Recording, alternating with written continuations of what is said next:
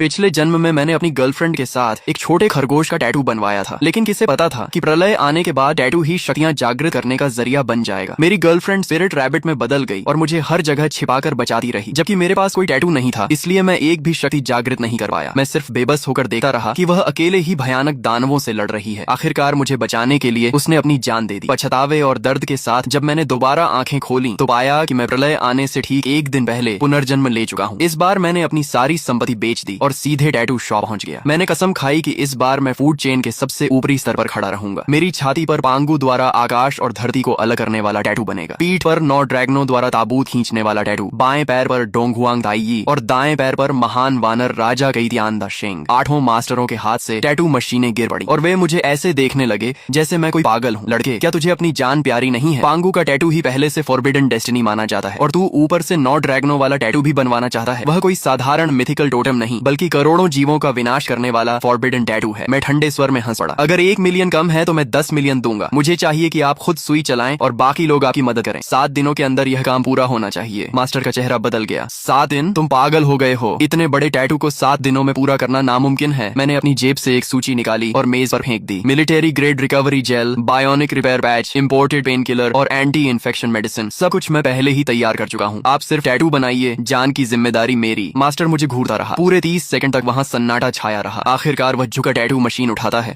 और भारी आवाज में कहता है, ठीक है, मैंने पूरी जिंदगी देवताओं के टैटू बनाए हैं, लेकिन तुम्हारे जैसा पागल कभी नहीं देखा। ये काम मैं स्वीकार करता हूँ। 3 दिन बाद जियांगजो शहर के बाहरी इलाके की गहरी पहाड़ियों में ब्लैकस्टोन नाम के एक परित्यक्त भूमिगत बेस में, यह जगह ऊपर से देखने पर शीत युद्ध के समय का एक पुराना एयर रेड शेल्टर लगती थी। बाद में इसे एक हेवी सिक्योरिटी प्रिजन में बदल दिया गया था, लेकिन मैं जानता था कि इसकी असली पहचान क्या है। यह पुराने युग का सील किया हुआ अंडरग्राउंड कमांड सेंटर था। इसकी मुख्य संरचना, एनर्जी वेल, वेंटिलेशन टनल और वाटर स्टोरेज सिस्टम आज भी मौजूद है। मैं यहाँ जंगल में नया ठिकाना बनाने नहीं आया था, बल्कि इसे दोबारा चालू करने, मजबूत बनाने और इसकी फायर पावर सिस्टम को बहाल करने आया था। इन 3 दिनों में मैं केवल एक बार ब्लैकस्टोन बेस गया। मैंने कॉन्ट्रैक्ट साइन किया, संरचना की जांच की और यह सुनिश्चित किया कि एनर्जी वेल तथा वेंटिलेशन सिस्टम अभी भी काम करने लायक है। बाकी सारे काम मैंने अपने वकीलों और कंस्ट्रक्शन टीम को सौंप दिए। मैं, जो पूरे जियांगजो में सबसे बड़ा फिजूल खर्च अमीर माना जाता था, सिर्फ इसे खरीदना नहीं चाहता था, बल्कि इसे पूरी तरह बदल देना चाहता था। मैंने बिना हिचकिचाए कॉन्ट्रैक्ट पर हस्ताक्षर किए और आदेश दिया, देश की सबसे बेहतरीन सिक्योरिटी कंस्ट्रक्शन टीम से संपर्क करो। 10 दिनों के भीतर मुझे यहाँ ऐसी प्रलयकालीन फोर्ट्रेस चाहिए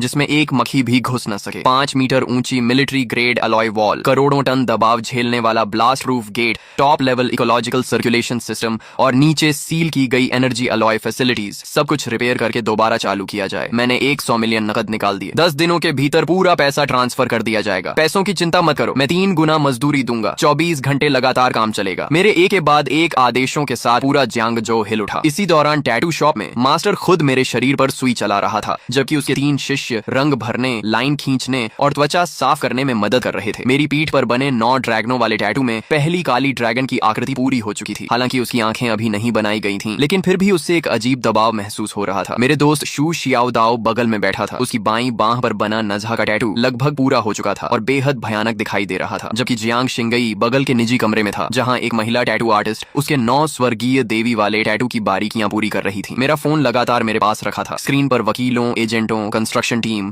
और मटेरियल सप्लायर्स के संदेश लगातार आ रहे थे। एक तरफ मैं सुई की पीड़ा सह रहा था और दूसरी तरफ अपनी सारी संपत्ति बेचकर पहाड़ों के बीच उस परित्यक्त जेल को खरीदने में लगा हुआ था। तभी मैंने एक लाइव स्ट्रीमिंग ऐप खोला और शहर की ट्रेंडिंग लिस्ट में पहले नंबर पर चल रहे लाइव रूम में प्रवेश किया। वहां कोई और नहीं बल्कि मेरा कट्टर दुश्मन जियांगजो के सबसे अमीर आदमी का बेटा शू रुई था। लाइव स्ट्रीम में शू रुई शहर के बीचों बीच बनी अपनी आलीशान हवेली में बैठा था। वह हाथ में रेड वाइन का गिलास घुमा रहा था और हंसते हंसते लोटपोट हो रहा था। किनली को आखिर क्या हो गया है? क्या उसे कोई बड़ा झटका लग गया है? वह जाकर पूरे शरीर पर गैंगस्टर जैसे टैटू बनवा रहा है। सच कहूं तो यह देखकर हंसी नहीं रुक रही। कैमरा हिलने के दौरान झाओ यूचिंग की कमर के पास एक नया लाल फूल जैसा टैटू दिखाई दिया, जो खून की तरह चमकीला और रहस्यमयी लग रहा था। मैंने उस पर एक नजर डाली और मेरी आंखें हल्की ठंडी हो गईं। Blood flower tattoo. पिछले जन्म में झाओ यूचिंग के पास यह टैटू नहीं था। लगता है इस बार शू रुई को खुश करने के लिए उसने काफी मेहनत की थी। शू रुई उत्साह से कैमरे की तरफ देखकर बोला, दोस्तों, कौन समझेगा मेरी बात? किनली ने न सिर्फ उस पहाड़ी इलाके के टूटे फूटे बंकर पर पैसा बर्बाद किया, बल्कि सुना है कि उसने 100 मिलियन से भी ज्यादा खर्च करके अलग अलग सुपरमार्केट से सुअर का मांस और चावल खरीदकर जमा कर लिया है। लगता है वह सच में उस बंकर में पूरी जिंदगी बिताने वाला है। यह सुनते ही लाइव स्ट्रीम की टिप्पणियां फट पड़ी। धत तेरे की, गरीबी ने मेरी कल्पना शक्ति को सीमित कर दिया। क्या सारे अमीर लोगों की मानसिक स्थिति इतनी एडवांस होती है? जियांग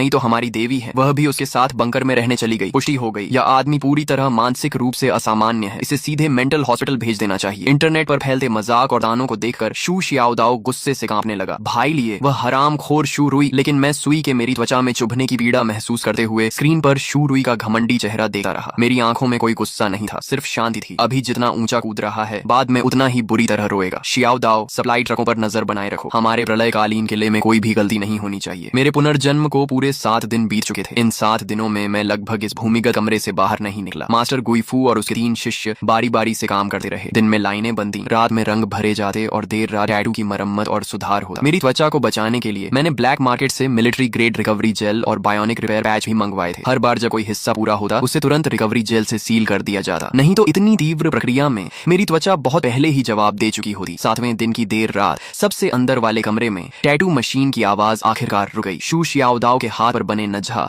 और एरलांग शेन के टैटू 2 दिन पहले ही पूरे हो चुके थे। जियांग शिनई का 9 हेवंस मिस्टिक मेडन टैटू भी कल पूरा हो गया था और अब मेरे शरीर पर 4 महान फॉरबिडन टोटम आखिरकार पूर्ण हो चुके थे। छाती पर पांगू द्वारा सृष्टि निर्माण, पीठ पर 9 ड्रैगनों द्वारा ताबूत खींचना, बाएं पैर पर डोंगहुआंग ताई और दाएं पैर पर महान वानर राजा। मास्टर गुइफू ने दस्ताने उतारे और मेरे शरीर पर बने चित्रों को देखकर लंबी सांस छोड़ी। पूरा हो गया। जिंदगी भर टैटू बनाए हैं, लेकिन इतना बड़ा काम कभी नहीं किया। पांगू, 9 ड्रैगन, डोंगहुआंग ताई और महान वानर राजा, सिर्फ इस एक सेट के दम पर पूरे जियांगजोउ के टैटू जगत में कोई भी मेरे गुइफू से ऊपर होने का दावा नहीं कर सका। मैं कुर्सी से उठकर आईने के सामने खड़ा हो गया। 4 फॉरबिडन टोटम मेरे सीने, पीठ और पैरों पर फैले हुए थे। हर रेखा प्राचीन, भारी और धारदार लग रही थी। खासकर पीठ पर बना 9 ड्रैगनों वाला टैटू। 9 काले ड्रैगन दोनों ओर लिपटे हुए ऊपर उठ रहे थे। उनकी चमकदार शल्कें एक दूसरे पर चढ़ी हुई थीं। 9 पूंछें पीठ के बीचों बीच मिल रही थीं और एक प्राचीन काले ताबूत को खींच रही थीं। उस ताबूत पर रहस्यमयी जंजीरें लिपटी हुई थीं। हालांकि वह सिर्फ एक टैटू था, लेकिन उसे देखते ही दिल पर एक अजीब दबाव महसूस होता था। शू शियाओदाओ मेरे चारों ओर घूमकर देखने लगा और अनायास ही निगल गया। ये बहुत खतरनाक लग रहा है। अगर मैंने इसे अपनी आंखों से बनते हुए न देखा होता तो मुझे लगता कि यह रात को खुद ही जीवित हो जाएगा। मैंने कपड़े पहनकर अपने सारे टैटू ढक लिए। अभी ये सिर्फ टैटू हैं, लेकिन जब लाल चांद उतरेगा तभी ये सच में जागेंगे। शियाओदाओ चौंक गया। लाल चांद? मैंने कोई जवाब नहीं दिया, बस फोन निकालकर समय देखा। लाल चांद के आने में अब सिर्फ 12 दिन बाकी थे। चलो ब्लैकस्टोन बेस चलते हैं। अब समय आ गया है कि हम अपने प्रलयकालीन किले का निरीक्षण करें। 2 घंटे बाद हम जियांगजोउ शहर के बाहरी पहाड़ी इलाके में स्थित ब्लैकस्टोन बेस पहुंच गए। वहां का प्रारंभिक निर्माण पूरा हो चुका था। भूमिगत वेंटिलेशन सिस्टम, ऊर्जा केंद्र और इकोलॉजिकल सर्कुलेशन सिस्टम दोबारा चालू किए जा चुके थे। अगले 12 दिनों तक मैंने लगभग आराम नहीं किया। डीजल, भारी of road vehicles, backup generators, military grade protective suits और जितनी भी सर्वाइवल सप्लाईज खरीदी जा सकती थी, मैंने सब खरीद ली। बाहर की दुनिया को लग रहा था कि मैं पागल हो गया हूँ, लेकिन सिर्फ मुझे पता था कि सभ्य दुनिया के पास अब ज्यादा समय नहीं बचा है। लाल चांद के आने से 1 दिन पहले आखिरी खेप भी ब्लैकस्टोन बेस में पहुंच गई। गोदाम के अंदर चावल, आटा, पीने का पानी, डिब्बा बंद भोजन, ताजा मांस, दवाइयां, डीजल, बैकअप जनरेटर्स और मिलिट्री ग्रेड प्रोटेक्टिव सूट पहाड़ों की तरह जमा थे। 3 मंजिला भूमिगत गोदाम लगभग पूरी तरह भर चुका था। शू शियाओदाओ दरवाजे पर खड़ा होकर आंखें फाड़े देख रहा था। भाई लिए, क्या आप यहाँ अगले जन्म तक रहने वाले हैं? जियांग शिनई भी चुपचाप सब देख रही थी। वह पहले से जानती थी कि मैंने बड़ी मात्रा में सामान जमा किया है, लेकिन जब उसने अपनी आंखों से यह विशाल भूमिगत गोदाम देखा तो उसके माथे पर भी शिकन आ गई। किन लिए? आखिर आप किस चीज से डर रहे हैं? मैंने तुरंत जवाब नहीं दिया। मैं धीरे धीरे गोदाम के बीचों बीच चला गया और अपना दाहिना हाथ उठाया। अगले ही पल एक चमक हुई। 3 मंजिला ऊंचाई तक जमा हजारों टन सामान अचानक हवा में गायब हो गया। कुछ ही सेकंड पहले तक भरा हुआ गोदाम अब पूरी तरह खाली था। वहां सिर्फ भारी सामान के दबाव से बने निशान और हवा में बची डीजल तथा अनाज की गंध रह गई थी। शू शियाओदाओ वहीं जम गया। पहले उसने पलकें झकाईं, फिर आंखें मल लीं और आखिर में दौड़कर गोदाम के बीच पहुंच गया। खाली जमीन के चारों ओर 3 चक्कर लगाने के बाद वह अचानक मेरी तरफ मुड़ा। उसकी आवाज तक बदल गई थी। धत तेरे की, सामान कहाँ गया? इतना बड़ा गोदाम भरा हुआ था। मैंने बस एक बार आंख बंद करके खोली और हजारों टन सामान गायब हो गया। यह कोई जादू है क्या? जियांग शिनई की प्रतिक्रिया शियाओदाओ जितनी नाटकीय नहीं थी, लेकिन उसकी हमेशा शांत रहने वाली आंखों में भी साफ झटका दिखाई दे रहा था। वह धीरे धीरे मेरे सामने आकर खड़ी हो गई। भाई लिए, आखिर ये सब क्या है? मैं कुछ देर चुप रहा। अब सच छिपाने का कोई मतलब नहीं था। लाल चांद के आने में 24 घंटे से भी कम समय बचा था। उन्हें सच्चाई जाननी ही थी। मैंने धीरे से कहा, ये एक पॉकेट स्पेस है। इसका संबंध मेरे शरीर में हुए कुछ विशेष बदलावों से है। पुनर्जन्म की बात मैंने अभी पूरी तरह नहीं बताई। भरोसे की कमी नहीं थी, लेकिन अभी बहुत ज्यादा सच बताना उनके मानसिक दबाव को बढ़ा देता। मैंने आगे कहा, तुम्हें सिर्फ इतना जानना है कि यह स्पेस बड़ी मात्रा में सामान स्टोर कर सकता है। इसके अंदर समय लगभग रुक जाता है। खाना खराब नहीं होगा, दवाइयां एक्सपायर नहीं होंगी, डीजल, हथियार और कीमती धातुएं भी लंबे समय तक सुरक्षित रह सकती हैं। शू शियाओदाओ का मुंह खुला का खुला रह गया। तो आपने इतना सारा सामान गोदाम में रखने के लिए नहीं खरीदा था, बल्कि अपने साथ लेकर चलने के लिए खरीदा था। भाई लिए, आखिर आप हमसे क्या छिपा रहे हैं? मैंने गहरी सांस ली और धीरे से कहा, कल रात जब लाल चांद आसमान में उतरेगा तब तुम सब कुछ जान जाओगे। कल रात ठीक 12 बजे आसमान का चांद खून की तरह लाल हो जाएगा। उस उसके तुरंत बाद धरती की गहराइयों से काला धुंध निकलेगा और पूरी दुनिया को ढक लेगा। सभी जानवर और पौधे पागलों की तरह म्यूटेट हो जाएंगे और इंसानों को खाने वाले राक्षस बन जाएंगे। पौधे जीवित लोगों को निगल जाएंगे। शहर कुछ ही घंटों में अपना सारा ऑर्डर खो देंगे और मानव सभ्यता एक ही रात में ढह जाएगी। गोदाम के अंदर मौत जैसी खामोशी छा गई। शू शियाओदाओ के होंठ हिले, लेकिन इस बार उसने कोई मजाक नहीं किया, क्योंकि अभी कुछ मिनट पहले ही उसने अपनी आंखों से हजारों टन सामान को हवा में गायब होते देखा था। उस दृश्य ने उसकी पूरी समझ और तर्क को तोड़ दिया था। जियांग शिनई ने भी कोई विरोध नहीं किया। वह सिर्फ मेरी आंखों में देखती रही और धीरे से बोली, सबूत। मैंने शांत स्वर में जवाब दिया, जो तुमने अभी देखा वह उन्हीं सबूतों में से एक है, और दूसरा सबूत तुम्हारे शरीर पर बने टैटू है। जियांग शिनई ने अनायास अपने शरीर पर बने टैटू की तरफ देखा। मैं आगे बोला, लाल चांद की ऊर्जा इंसानों के शरीर पर बने टैटू को सक्रिय कर देगी। वे साधारण टैटू नहीं रहेंगे, बल्कि असली टोटम एवेटार बन जाएंगे। सामान्य टैटू सिर्फ सबसे साधारण फिजिकल एनहांसमेंट देंगे। भयानक पशुओं के टैटू बीस्ट ट्रांसफॉर्मेशन की शक्ति देंगे, जबकि मिथिकल टोटम असली एवेटार जागृत करेंगे। जितना अधिक प्राचीन और पूर्ण टोटम होगा, उसकी डेस्टिनी उतनी ही शक्तिशाली होगी और जागृत होने के बाद उसकी ताकत उतनी ही भयानक होगी। शू शियाओदाओ अचानक समझ गया। तो आपने मुझे नजहा और एयरलांग शेन के टैटू इसलिए बनवाए ताकि मैं जीवित रह सकूं? मैंने सिर हिलाया। तुम्हारे नजहा और एयरलांग शेन दोनों टॉप लेवल मिथिकल टोटम हैं। अगर तुम लाल चांद की अवेकनिंग को सहन कर गए तो अधिकांश अवेकनर्स से कहीं ज्यादा शक्तिशाली बन जाओगे। फिर मैंने जियांग शिनई की तरफ देखा। शिनई, तुम्हारा 9 heavens mystic maiden totem attack, defence, purification और बैटलफील्ड कमांड जैसी कई हाई लेवल एबिलिटीज देता है। भविष्य में मेंटल करोजन, पॉइजन, पोल्यूशन और स्पिरिचुअल इरोजन जैसी शक्तियां बढ़ती जाएंगी। उस समय तुम्हारा टोटम बेहद महत्वपूर्ण होगा। जियांग शिनई ने गहरी सांस ली। अब उसके चेहरे से अविश्वास धीरे धीरे गायब हो रहा था और उसकी जगह तनाव ले रहा था। तो तुमने अपनी सारी संपत्ति बेची, ब्लैकस्टोन बेस खरीदा, इतने सारे रिसोर्सेज जमा किए और हमें टैटू बनवाए। ये सब कोई अचानक लिया गया फैसला नहीं था। तुम्हें पहले से पता था कि कुछ बड़ा होने वाला है। मैंने कोई जवाब नहीं दिया, लेकिन मेरी चुप्पी ही सबसे बड़ा उत्तर थी। तभी शू शियाओदाओ का चेहरा अचानक बदल गया। रुको भाई, लिए तो मेरे माता पिता का क्या? वे अभी भी शहर के दक्षिणी इलाके में अपनी रिपेयर शॉप पर हैं। मैंने तुरंत कहा, घबराओ मत, मैंने पहले ही लोगों को उन्हें लेने भेज दिया है। शू शियाओदाओ स्तब्ध रह गया। क्या कहा? मैंने फोन स्क्रीन उसकी तरफ घुमा दी। उस पर सिक्योरिटी कॉन्वॉय का रियल टाइम वीडियो चल रहा था। एक काली आर्मर्ड बिजनेस व्हीकल पुराने दक्षिणी इलाके की सड़क पर खड़ी थी। दरवाजा खुला और 2 ब्लैक कॉम्बैट यूनिफॉर्म पहने हुए सुरक्षाकर्मी एक मध्यम आयु के दंपति को अंदर बैठा रहे थे। आदमी की लंबाई साधारण थी, उसकी त्वचा धूप में जली हुई थी और उसके हाथों पर वर्षों तक गाड़ियों की मरम्मत करने के कारण तेल और ग्रीस के निशान जमे हुए थे। उन्हें देखते ही शू शियाओदाओ की आंखें लाल हो गईं। मैंने धीरे से कहा, मैंने ब्लैकस्टोन बेस के मेंटेनेंस और लॉजिस्टिक स्टाफ की जरूरत का बहाना बनाकर पहले ही अंकल और आंटी से संपर्क कर लिया था। उन्हें प्रलय के बारे में कुछ नहीं पता। वे सिर्फ इतना जानते हैं कि मैं उन्हें कुछ दिनों के लिए ऊंची सैलरी पर काम पर रख रहा हूँ। कन्वॉय 20 मिनट में यहाँ पहुंच जाएगी। शू शियाओदाओ के होंठ कांपे, लेकिन काफी देर तक उसके मुंह से कोई शब्द नहीं निकला। पिछले जन्म में लाल चांद के आने के बाद वह अपनी जान जोखिम में डालकर शहर के दक्षिणी इलाके में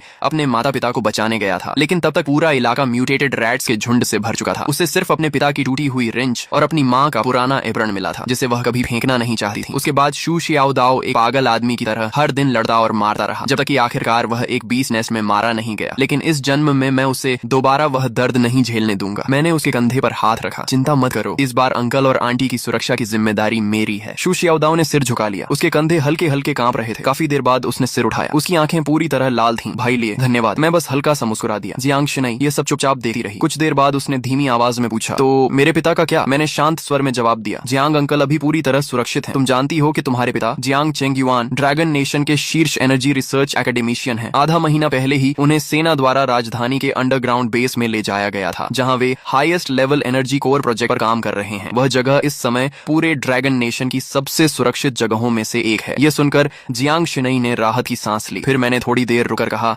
जहां तक तुम्हारी माँ की बात है, मेरी आवाज धीमी पड़ गई। जियांग शिनई की माँ का कई साल पहले बीमारी के कारण निधन हो चुका था। यह हमेशा उसके दिल का सबसे गहरा घाव रहा था। जियांग शिनई ने आगे कोई सवाल नहीं पूछा। उसने बस हल्के से सिर हिला दिया। मैं समझ गई। मैंने उन दोनों की तरफ देखा और गंभीर आवाज में कहा, अब से ब्लैकस्टोन बेस पूरी तरह बंद रहेगा। कोई भी इस बेस से बाहर नहीं जाएगा। शू शियाओदाओ ने गहरी सांस ली और सिर हिला दिया। जियांग शिनई ने भी अनजाने में अपनी पीठ पर बने 9 हेवंस मिस्टिक मेडन के टैटू को छुआ। मैंने सिर उठाकर बेस के बाहर फैली रात की ओर देखा। सारी तैयारियां पूरी हो चुकी थीं। अब सिर्फ सही समय का इंतजार था। अगली सुबह ब्लैकस्टोन बेस के अंडरग्राउंड लिविंग एरिया में शू शियाओदाओ के माता पिता को सबसे सुरक्षित लिविंग कैबिन में रखा गया था। शू जियानगुओ अपनी जवानी में सैनिक रह चुके थे। हालांकि उन्हें यह नहीं पता था कि क्या होने वाला है, लेकिन बेस की सुरक्षा व्यवस्था देकर उन्होंने तुरंत महसूस कर लिया कि कुछ असामान्य है। उन्होंने ज्यादा सवाल नहीं किए, बस शू शियाओदाओ के कंधे पर हाथ रखकर कहा, प्रेसिडेंट चिन के साथ रहो और मेहनत से काम करो। दूसरी ओर ली गुइलान सुबह से ही किचन में व्यस्त थी। उन्होंने हम सबके लिए गर्मा गर्म डम्पलिंग्स का एक बड़ा बर्तन तैयार किया। शू शियाओदाओ खाते खाते आंखें लाल कर बैठा, लेकिन कुछ बोला नहीं, क्योंकि प्रलय आने से पहले घर का ऐसा गर्म खाना खावाना बहुत से लोगों के लिए आखिरी सपना साबित होने वाला था। पिछली रात ही मैं सारी बची हुई सप्लाईज को पॉकेट स्पेस में रख चुका था। ब्लैकस्टोन ब्लैकस्टोन बेस का आखिरी हेवी कार्बन अलॉय गेट भी तड़के पूरी तरह सील कर दिया गया था। पूरा अंडरग्राउंड फोर्ट्रेस रोशनी से जगमगा रहा था। वर्षों से बंद पड़ा अंडरग्राउंड एनर्जी कोर अब पूरी क्षमता से चल रहा था। मॉनिटरिंग स्क्रीन पर बाहर की दुनिया का 360 डिग्री व्यू दिखाई दे रहा था। शू शियाओदाओ हाथ में डंपलिंग्स का कटोरा लेकर मॉनिटर देख रहा था, जबकि जियांग शिनई विशाल स्क्रीन के सामने खड़ी होकर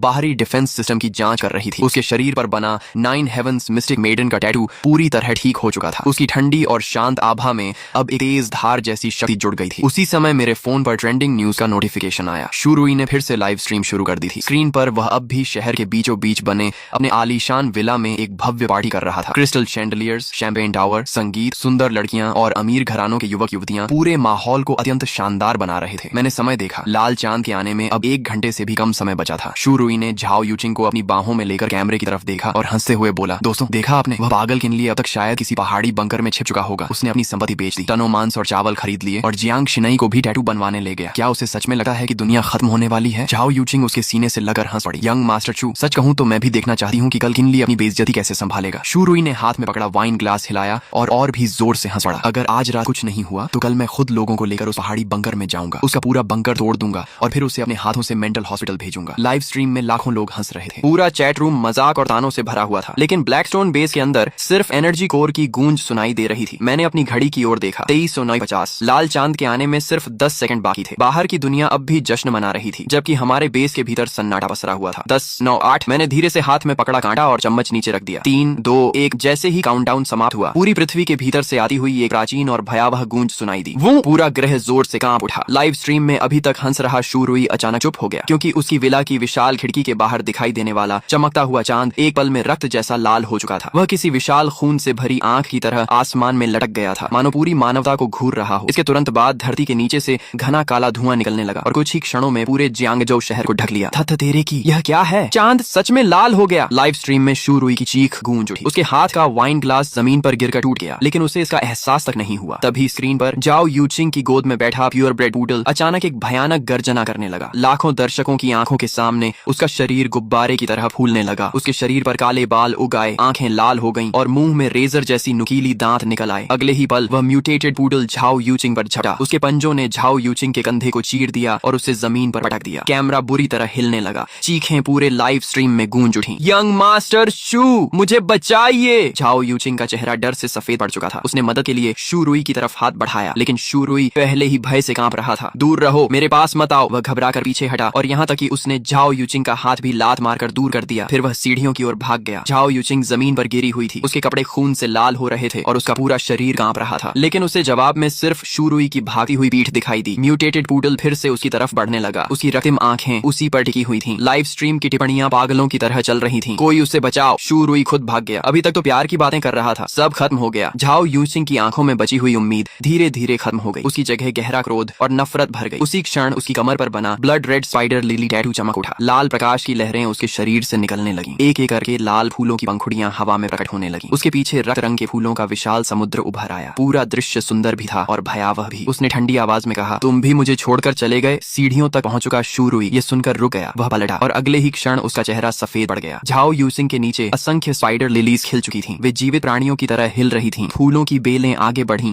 और म्यूटेटेड पूडल के पैरों को जकड़ लिया। अभी कुछ क्षण पहले तक उग्र दिखने वाला वह राक्षसी कुत्ता अब किसी दूह स्वप्न में फंसा हुआ प्रतीत हो रहा था। वह जमीन पर गिरकर कांपने लगा। झाओ यूचिंग दीवार का सहारा लेकर खड़ी हुई। उसके कंधे का घाव लाल फूलों से ढक चुका था। उसके चेहरे पर एक रहस्यमयी मुस्कान उभर आई। पूरी लाइव स्ट्रीम फट पड़ी। धत तेरे की, वह जाग गई। उसके शरीर पर फूल खिल रहे हैं। ये कैसी शक्ति है? बहुत डरावना है। अगले ही पल स्क्रीन काली हो गई। लाइव स्ट्रीम अचानक बंद हो गई। मैंने अपने फोन की काली स्क्रीन को देखा और होठों पर ठंडी मुस्कान आ गई। येलो स्प्रिंग्स, स्पाइडर लिली, फूल खिलते हैं लेकिन वापसी का रास्ता नहीं छोड़ते। झाओ यूचिंग ने इस जन्म में अपने लिए सचमुच एक उपयुक्त भाग्य चुना है। तभी शू शियाओदाओ की कांपती आवाज सुनाई दी, भाई लिए बाहर सब कुछ बिखर गया है। वह मॉनिटरिंग स्क्रीन पर दिखाई दे रहे शहर के दृश्य को देख रहा था। मैंने तुरंत कहा, बाहर मत देखो, अपने मन को स्थिर रखो, क्योंकि इसी समय लाल चांद की ऊर्जा बेस की मोटी चट्टानों को भेद कर हमारे शरीरों तक पहुंच चुकी थी। शू शियाओदाओ और जियांग शिनई दोनों दर्द से कराह उठे। लाल चांद की ऊर्जा उबलते हुए लावे की तरह उनके शरीरों में प्रवेश कर रही थी। शू शियाओदाओ की बाईं बांह पर बना नझा का टैटू भयंकर अग्नि में बदल गया। दाईं बांह पर बने एरलांग शेन की तीसरी आंख चमक उठी और सुनहरी रोशनी चारों ओर फैल गई। जियांग शिनई की पीठ पर बना 9 हेवंस मिस्टिक मेडन टोटम प्रकाश में बदल गया। दैवीय आभा ने उसे हवा में उठा लिया। उसका शांत स्वभाव अपवित्र और अजेय प्रतीत हो रहा था। वे दोनों जाग चुके थे। उन्होंने अवेकनिंग प्राप्त कर ली थी, लेकिन मेरे साथ जो हो रहा था था वह उनसे कहीं अधिक भयानक था। मेरे शरीर में प्रवेश करने वाली लाल चांद की ऊर्जा उनकी तुलना में 10 गुना अधिक थी। अचानक पूरे अंडरग्राउंड फोर्ट्रेस में 9 गहरी ड्रैगन गर्जनाएं गूंज उठी। मेरी पीठ पर बना 9 ड्रैगन पुलिंग कॉफिन टोटम पूरी तरह जाग चुका था। 9 विशाल काले ड्रैगनों की परछाइयां मेरी पीठ से बाहर निकल आईं। उनके शरीर पर्वतों जैसे विशाल थे। उनकी शल्कें बर्फ जैसी ठंडी चमक रही थी। उनकी रक्तिम आंखें एक साथ खुल गईं। उनके पीछे एक प्राचीन काला ताबूत हवा में तैर रहा था। उस ताबूत पर लिपटी हुई लाल काली जंजीरें एक एक करके तनने लगीं। एक अवर्णनीय फॉरबिडन प्रेशर पूरे अंडरग्राउंड फोर्ट्रेस में फैल गई। शू शियाओदाओ का चेहरा सफेद पड़ गया और वह कई कदम पीछे हट गया। यहाँ तक कि जियांग शिनई के पीछे खड़ी 9 हेवंस मिस्टिक मेडन एवेटार भी हल्की कांप उठी, मानो उसे स्वाभाविक रूप से खतरा महसूस हो रहा हो। मेरे बाएं पैर पर बना दोंग हुआंग ताई टोटेम सूर्य जैसी अग्नि से जल उठा। ऐसा लग रहा था मानो वह पूरी दुनिया को भस्म कर सका हो। मेरे दाएं पैर पर महान वानर राजा की परछाई प्रकट हुई। उसके भीतर से असीम युद्ध शक्ति फूट रही थी। स्वर्ग और धरती को चुनौती देने वाली वह शक्ति हर चीज को कुचल देना चाहती थी। चारों सर्वोच्च टोटम एक साथ जाग चुके थे, लेकिन अगले ही पल मैंने उन्हें जबरदस्ती दबा दिया। चारों फॉरबिडन टोटम बहुत अधिक शक्तिशाली थे। मेरी वर्तमान क्षमता इतनी नहीं थी कि मैं बिना किसी कीमत के उन सबको एक साथ पूरी तरह सक्रिय रख सकूं। पांगु शक्ति का प्रतीक था। 9 ड्रैगन पुलिंग कॉफिन दमन और विनाश का प्रतीक था। गर्रा!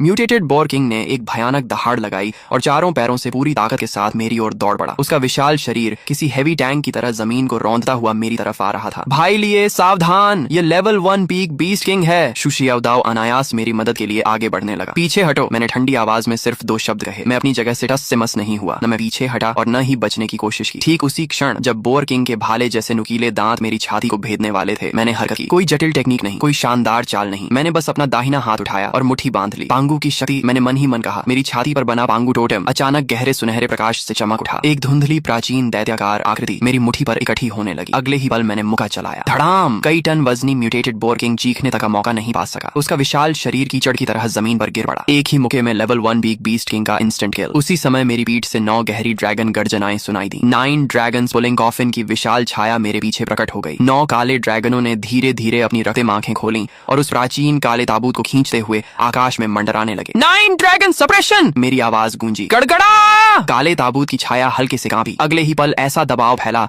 मानो नरक की सबसे गहरी खाई से कोई शक्ति निकल आई हो। पूरा जंगल उस भयावह दबाव में डूब गया। आसपास मौजूद निम्न स्तर के म्यूटेटेड बीस्ट्स डर के मारे जमीन पर गिर पड़े। जियांग शिनई मेरे पीछे खड़ी थी। उसकी शांत आंखों में भी आश्चर्य की झलक साफ दिखाई दे रही थी। मैंने कोई स्पष्टीकरण नहीं दिया। मैं सीधे मरे हुए म्यूटेटेड बोर किंग के पास गया और उसके सिर को काट डाला। उसके मस्तिष्क के भीतर से अंगूठे के आकार का एक लाल चमकता क्रिस्टल बाहर निकला। मैंने उसे अपनी हथेली में उठा लिया। बीस्ट कोर, प्रलय के बाद सबसे महत्वपूर्ण रिसोर्स। मेरे होंठों पर हल्की मुस्कान उभरी। प्रलय की पहली कमाई मिल गई। मैंने उस क्रिस्टल कोर को अपने पॉकेट स्पेस में रख दिया। जैसे ही कोर अंदर गया, मुझे साफ महसूस हुआ कि पॉकेट स्पेस हल्का सा कांपा। उसका विस्तार बहुत कम हुआ था, लेकिन वह सचमुच थोड़ा बड़ा हो गया था। पिछले जन्म में इंसानों ने जल्दी ही पता लगा लिया था कि बीस्ट कोर सिर्फ अवेकनर्स की शक्ति बढ़ाने के लिए ही नहीं, बल्कि स्टोरेज स्पेस को भी मजबूत करने में सक्षम है। मैंने शू शियाओदाओ और जियांग शिनई की ओर देखा। इन सभी बीस्ट के कोर निकाल लो और मांस भी बर्बाद मत करना। इवोल्यूशन के बाद उनका मांस लंबे समय तक स्टोर किया जा सकता है। समझ गया? शू शियाओदाओ तुरंत उत्साहित हो गया, लेकिन तभी दूर पहाड़ी रास्ते की दिशा से अफरा तफरी की आवाजें आने लगी। बचाओ बचाओ! हमने मुड़कर देखा। लगभग दर्जन भर आदमी बुरी हालत में जान बचाकर हमारी दिशा में भाग रहे थे। वे गिरते पड़ते ब्लैकस्टोन बेस की तरफ दौड़ रहे थे। उनके पीछे चीते जितने बड़े कई म्यूटेटेड ब्लड ब्लेड मैंटिसेस उनका पीछा कर रहे थे। मैंने आंखें सिकोड़कर ध्यान से देखा। सबसे आगे दौड़ रहा आदमी मुझे पहचान में आ गया। लियू फैटी, वही कॉन्ट्रैक्टर जिसने ब्लैकस्टोन बेस के बाहरी निर्माण का काम संभाला था। पिछले जन्म में जब मैं बर्बाद हो चुका था, इसी आदमी और उसके साथियों ने मुझे और भी मुसीबत में धकेल दिया था। उन्होंने मेरा इस्तेमाल करके खुद को बचाया था। बॉस चिन, यंग मास्टर चिन, हमें बचा लीजिए! लियू फैटी चीखते हुए मेरी तरफ दौड़ा। जल्दी हमें अंदर आने दीजिए, हम सब जियांगझोउ के ही लोग हैं। आप हमें मरने के लिए नहीं छोड़ सकते। मैं वहीं खड़ा रहा और ठंडी निगाहों से उसे देखता रहा। मरने के लिए नहीं छोड़ सकता? मेरी आंखों में बर्फ जैसी ठंडक चमक उठी। पिछले जन्म में जब तुम लोगों ने मुझे धक्का देकर मौत के मुंह में भेजा था, तब क्या तुम्हें याद था कि हम सब एक ही शहर के लोग हैं? लियू फैटी स्तब्ध रह गया। वह मेरे शब्दों का मतलब नहीं समझ सका, लेकिन मेरी आंखों में जो भाव था उसे वह अच्छी तरह पढ़ सकता था। वह किसी उद्धारकर्ता की नजर नहीं थी, वह ऐसी नजर थी जो मृत व्यक्ति को देखती है। मैंने धीरे धीरे अपना दाहिना हाथ उठाया। मेरा बंकर कचरे को अंदर नहीं आने देता, इतना कहकर मैंने उंगलियां चटकाई। अगले ही पल ब्लैकस्टोन बेस के बाहर लगी विशाल अलॉय वॉल अचानक सक्रिय हो गई। करोड़ों वोल्ट की हाई वोल्टेज इलेक्ट्रिसिटी दीवार पर दौड़ गई। सबसे आगे दौड़ रहे ब्लड ब्लेड मैंटिसेस सीधे बिजली की चपेट में आ गए। धड़ाम धड़ाम धड़ाम। कई म्यूटेटेड मैंटिसेस हवा में उछल गए और जलते हुए दूर जा गिरे। लियू फैटी का चेहरा पल भर में राख की तरह सफेद पड़ गया। लियू फैटी डर के मारे जमीन पर गिर पड़ा। यंग मास्टर चिन, मुझसे गलती हो गई। मैं सच में गलत था, लेकिन मैंने उसकी ओर दोबारा देखा तक नहीं। मैं बेगुनाहों का बेवजह कत्ल नहीं करता, लेकिन दुश्मनों को नहीं बचाता और बुरे लोगों को जरूर खत्म करता हूँ। मैं मुड़कर वापस बंकर की ओर चला गया। मेरे पीछे भारी अलॉय गेट धीरे धीरे बंद हो गया। दरवाजे के बाहर से आती चीखें और भगदड़ की आवाजें जल्द ही अंधेरे और म्यूटेटेड बीस्ट के बीच गायब हो गईं। लाल चांद के आने के तीसरे दिन बाहरी दुनिया पूरी तरह नरक बन चुकी थी। शहर के बीचों बीच हर तरफ टूटी हुई गाड़ियां और खंडहर बिखरे पड़े थे। आवारा बिल्लियां और कुत्ते बैलों जितने बड़े हो चुके थे और झुंड बनाकर सड़कों पर बचे हुए इंसानों का शिकार कर रहे थे। लेकिन इसी समय ब्लैकस्टोन बंकर के अंदर मक्खन वाले हॉट पॉट की खुशबू फैली हुई थी। शू शियाओदाओ मुंह में भरा हुआ खाना चबाते हुए बोला, भाई लिए, अगर प्रलय में रोज ऐसा खाना मिले तो मुझे कोई दिक्कत नहीं है। जियांग शिनई ने उसे घूर कर देखा। जरा बाहर जाकर देखो, फिर बोलना। शू शियाओदाओ तुरंत चुप हो गया। मैंने ठंडी बीयर का घूंट लिया और सोफे पर टिक गया। तभी अचानक तेज अलार्म बज उठा। बीप बीप बीप, चेतावनी, बाहरी सुरक्षा क्षेत्र में बड़ी संख्या में हीट सोर्सेज पाए गए हैं। मैंने तुरंत मॉनिटरिंग स्क्रीन चालू की। बंकर से लगभग 1 किलोमीटर दूर पहाड़ी रास्ते पर काले बादल की तरह लोगों की भीड़ हमारी ओर बढ़ रही थी। कम से कम 500 से 600 लोग थे। उनके हाथों में मचेटीज, स्टील पाइप्स और कई लोगों के पास ऑटोमेटिक राइफल्स थी। सबसे आगे एक गंजा भारी शरीर वाला आदमी चल रहा था,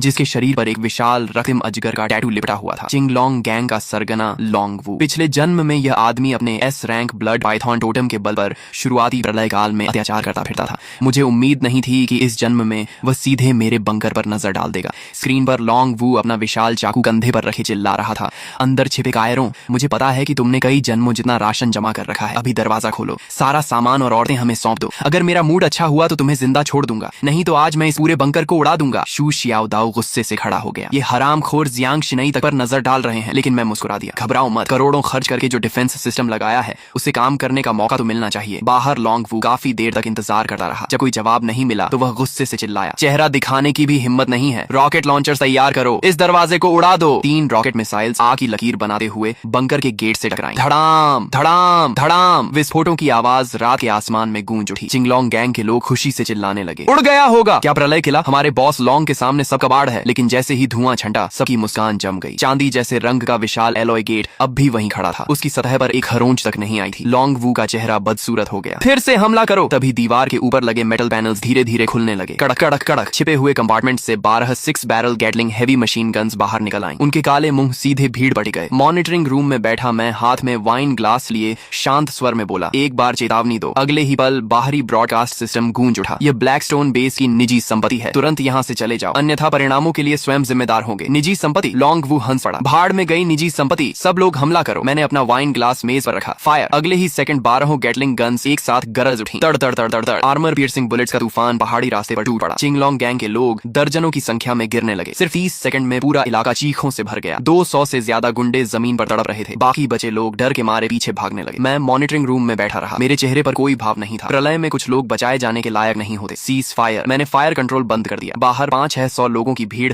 अब आधे से भी कम रह गई थी। लोंग वू खून से लथपथ उठ खड़ा हुआ। कमीने, मैं तुझे जिंदा नहीं छोड़ूंगा। उसका पूरा शरीर रक्तिम शल्कों से ढका हुआ था। S rank blood Python awakener होने के कारण उसकी लाइफ फोर्स और डिफेंस असाधारण थी। साधारण गोलियां उसे आसानी से नहीं मार सकती थीं। अर्थ टाइप अवेकनर्स, सुरंग खोदो, आज अंदर के लोगों को मारे बिना वापस नहीं जाएंगे। पंगोलिन टैटू वाले कई अवेकनर्स तुरंत जमीन खोदने लगे। मैंने स्क्रीन देखकर ठंडी हंसी हंसी। मरने की जल्दी है इन्हें। मैं उठ खड़ा हुआ। शियाओदाओ, शिनई, बेस संभालो, मैं बाहर का कचरा साफ करके आता हूँ। भारी अलॉय गेट धीरे धीरे खुल गया। मैं अकेला बाहर निकल आया। लोंग वू ठहाका मारकर हंसा। आखिर मौत स्वीकार करके बाहर आ ही गया। उसके इशारे पर 200 से ज्यादा बचे हुए गुंडे हथियार लेकर मेरी ओर टूट पड़े। मैं वहीं खड़ा रहा। फिर मैंने धीरे धीरे अपना बायां पैर आगे बढ़ाया। बाएं पैर पर बना दोंगहुआंग तई टोटम गहरे सुनहरे प्रकाश से चमक उठा। ऐसी गर्मी फैलने लगी मानो पूरी दुनिया पिघल जाएगी। Solar true fire. मैंने पैर जमीन पर दे मारा। धड़ाम, सुनहरी आग का समुद्र चारों ओर फैल गया। सबसे आगे दौड़ रहे दर्जनों गुंडे छूते ही हवा में उछल गए। जमीन काली पड़ गई। लोहे के हथियार पिघलकर तरल धातु बन गए। इतनी भयानक गर्मी थी कि कोई मेरे पास आने की हिम्मत नहीं कर सका। सिर्फ एक बार में 200 से ज्यादा लोग पूरी तरह टूट गए। कुछ ही सेकंड में पूरा मैदान खाली हो गया। अब वहाँ सिर्फ लोंग वू अकेला खड़ा था। उसके घुटने कांप रहे थे। फिर वह धड़ाम से घुटनों के बल गिर पड़ा। राक्षस, तू आखिर है क्या? मैं उसकी ओर बढ़ने लगा। हर कदम के साथ उसका मानसिक संतुलन टूटा जा रहा था। असंभव, ये किसी एफ रैंक अवेकनर की ताकत नहीं हो सकती। असंभव। अचानक उसकी आंखों में पागलपन चमक उठा। उसने अपनी जीभ काटी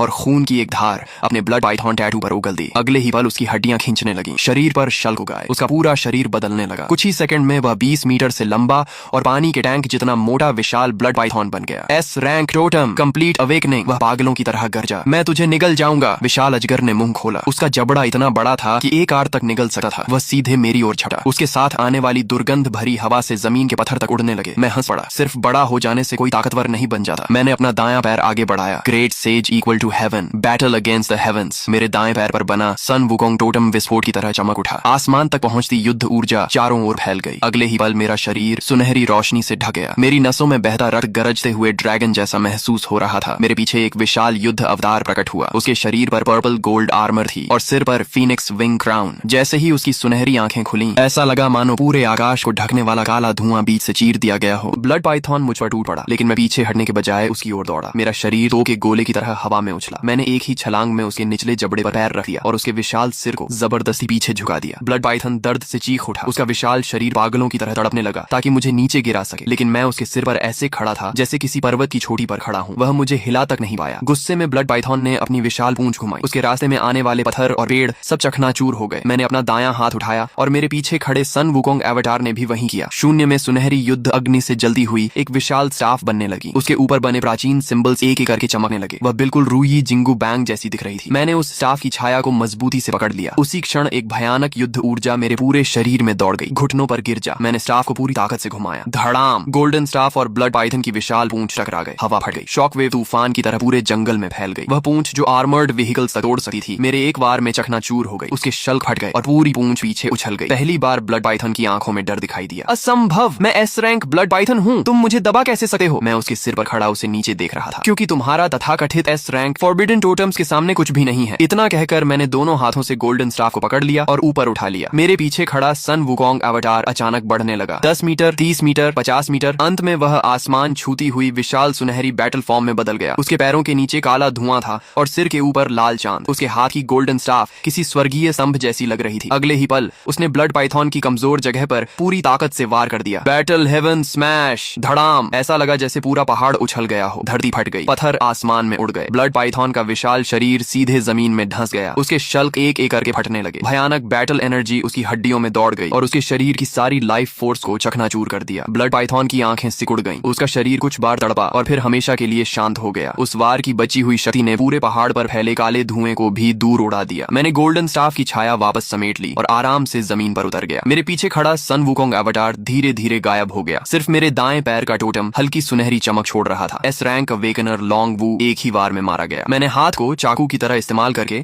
ब्लड पाइथन का सिर काटा और उसके अंदर से गहरी लाल रोशनी छोड़ता हुआ 20 कोर निकाल लिया। बुरा नहीं है, एस रैंक टोटम से बना कोर किसी काम का तो है। मैंने उसे अपने पॉकेट स्पेस में रख लिया और वापस बंकर की ओर चल पड़ा। मेरे पीछे पड़े घायल और बचे हुए गुंडों में से किसी की भी हिम्मत नहीं हुई कि मेरी ओर नजर उठाकर देख सके। युद्ध खत्म होने के बाद मैंने सैकड़ों 20 कोर्स इकट्ठे किए। उनमें ज्यादातर लो लेवल कोर्स थे, लेकिन संख्या बहुत ज्यादा थी। जैसे जैसे उनकी ऊर्जा पॉकेट स्पेस में समाती गई, मैं साफ महसूस कर सकता था कि स्पेस लगातार बड़ा हो रहा है। मेरे शरीर की ओरिजिन पावर भी पहले से ज्यादा मजबूत होती जा रही थी। लेकिन सबसे बड़ी खुशी मुझे किसी और चीज से मिली। मेरी पीठ पर बना 9 ड्रैगन पुलिंग कॉफिन टोटम पहले से ज्यादा स्पष्ट हो गया था। उस प्राचीन काले ताबूत पर बंधी 9 स्टार चेन्स में से पहली चेन हल्की सी हिलने लगी थी। मैंने आंखें बंद की और टोटम से आती जानकारी को महसूस किया। 9 ड्रैगन पुलिंग कॉफिन सिर्फ सप्रेशन टाइप टोटम नहीं था। इसकी असली ताकत डिवावर करने में थी। 20 कोर्स को डिवावर करना, दुश्मनों के टोटम फ्रेगमेंट्स को डिवावर करना और हर उस एनर्जी को डिवावर करना जिसे शक्ति में बदला जा सके। फिर वही शक्ति मुझे वापस मिलती थी और मेरे शरीर, ओरिजिन पावर और पॉकेट स्पेस को मजबूत बनाती थी। इस एबिलिटी का नाम था कॉफिन डिवावर। लेकिन पहली चेन अभी पूरी तरह नहीं खुली थी। इसे पूरी तरह सक्रिय करने के लिए मुझे और भी हाई लेवल 20 कोर चाहिए था। कम से कम लेवल 5 20 कोर। Level 5 core. मैंने आंखें खोली और मुस्कुरा दिया। पिछले जन्म में रेड मून के आने के कुछ समय बाद ईस्ट सी में एक लेवल 5 सी बीस्ट दिखाई दिया था। वह लगभग पूरे जांगजो को नष्ट कर देता, लेकिन इस जन्म में उसका कोर मेरा होगा। मैं संतुष्ट होकर मुड़ा और वापस एयर रेड शेल्टर की ओर चल पड़ा। भारी दरवाजा धीरे धीरे बंद हो गया और बाहर की सारी किलिंग और केओस पूरी तरह कट गई। शू शाओदाओ उत्साह से मेरी ओर आया। उसकी आंखों में पागलपन जैसा जोश भरा था। ब्रदर लाई, आप तो हद से भी ज्यादा ओपी हैं। जांग शिनी ने एम्पायर ग्रेड गरम तौलिया बढ़ाया। उसकी खूबसूरत आंखों में चमक थी। आपने बहुत मेहनत की है। हॉट पॉट अभी भी गर्म है। मैंने हाथ पहुंचे वापस सोफे पर बैठा और वाग्यू बीफ का एक टुकड़ा उठा लिया। इसी समय क्योटो से 500 मीटर नीचे बने हाईएस्ट मिलिट्री कमांड सेंटर में माहौल बेहद भारी था। रिपोर्ट, ईस्टर्न वॉर जोन की 3rd डिफेंस लाइन टूट गई है। 3 लेवल 4 बीस्ट ने घेरा तोड़ दिया है। रिपोर्ट, सदर्न कोस्ट पर असामान्य सुनामी दिखाई दी है। शक है कि डीप सी जायंट बीस्ट किनारे पर पहुंच गया है। रिपोर्ट, लेवल 3 और उससे ऊपर के बीस्ट पर थर्मल वेपन्स का असर तेजी से घट रहा है। हमारी अवेकनर्स आर्मी को भारी नुकसान हुआ है। एक के बाद एक एक बुरी खबरें सभी के दिलों पर हथौड़े की तरह गिर रही थीं। विशाल इलेक्ट्रॉनिक सैंड टेबल के सामने खड़े कमांडर ने दर्द से आंखें बंद कर लीं। वह ड्रैगन नेशन की सेना के सुप्रीम कमांडर लॉन्ग शुआई थे। रेड मून आए केवल 3 दिन हुए थे, लेकिन मानवता जिस मॉडर्न सिविलाइजेशन पर गर्व करती थी उसका आधे से ज्यादा हिस्सा नष्ट हो चुका था। यहाँ तक कि सेना भी उन भयानक म्यूटेटेड जायंट बीस्ट के सामने कमजोर पड़ती जा रही थी। क्या सचमुच हमारा अंत होने वाला है? तभी इंटेलिजेंस मॉनिटरिंग ऑफिसर अचानक अपनी सीट से खड़ा हो गया। सुप्रीम कमांडर, जल्दी ये देखिए, हाई एल्टीट्यूड स्टेल्थ ड्रोन अभी अभी ये फुटेज भेजकर लौटा है। विशाल स्क्रीन पर तस्वीर तेजी से बड़ी की गई। वह टाइटेनियम एलॉय की दीवारों से घिरा एक माउंटेन फोर्ट्रेस था। फोर्ट्रेस के बाहर का जंगल आग और गोलियों के निशानों से बुरी तरह बर्बाद हो चुका था। जमीन पर चिंगलोंग गैंग के गुंडों द्वारा भागते समय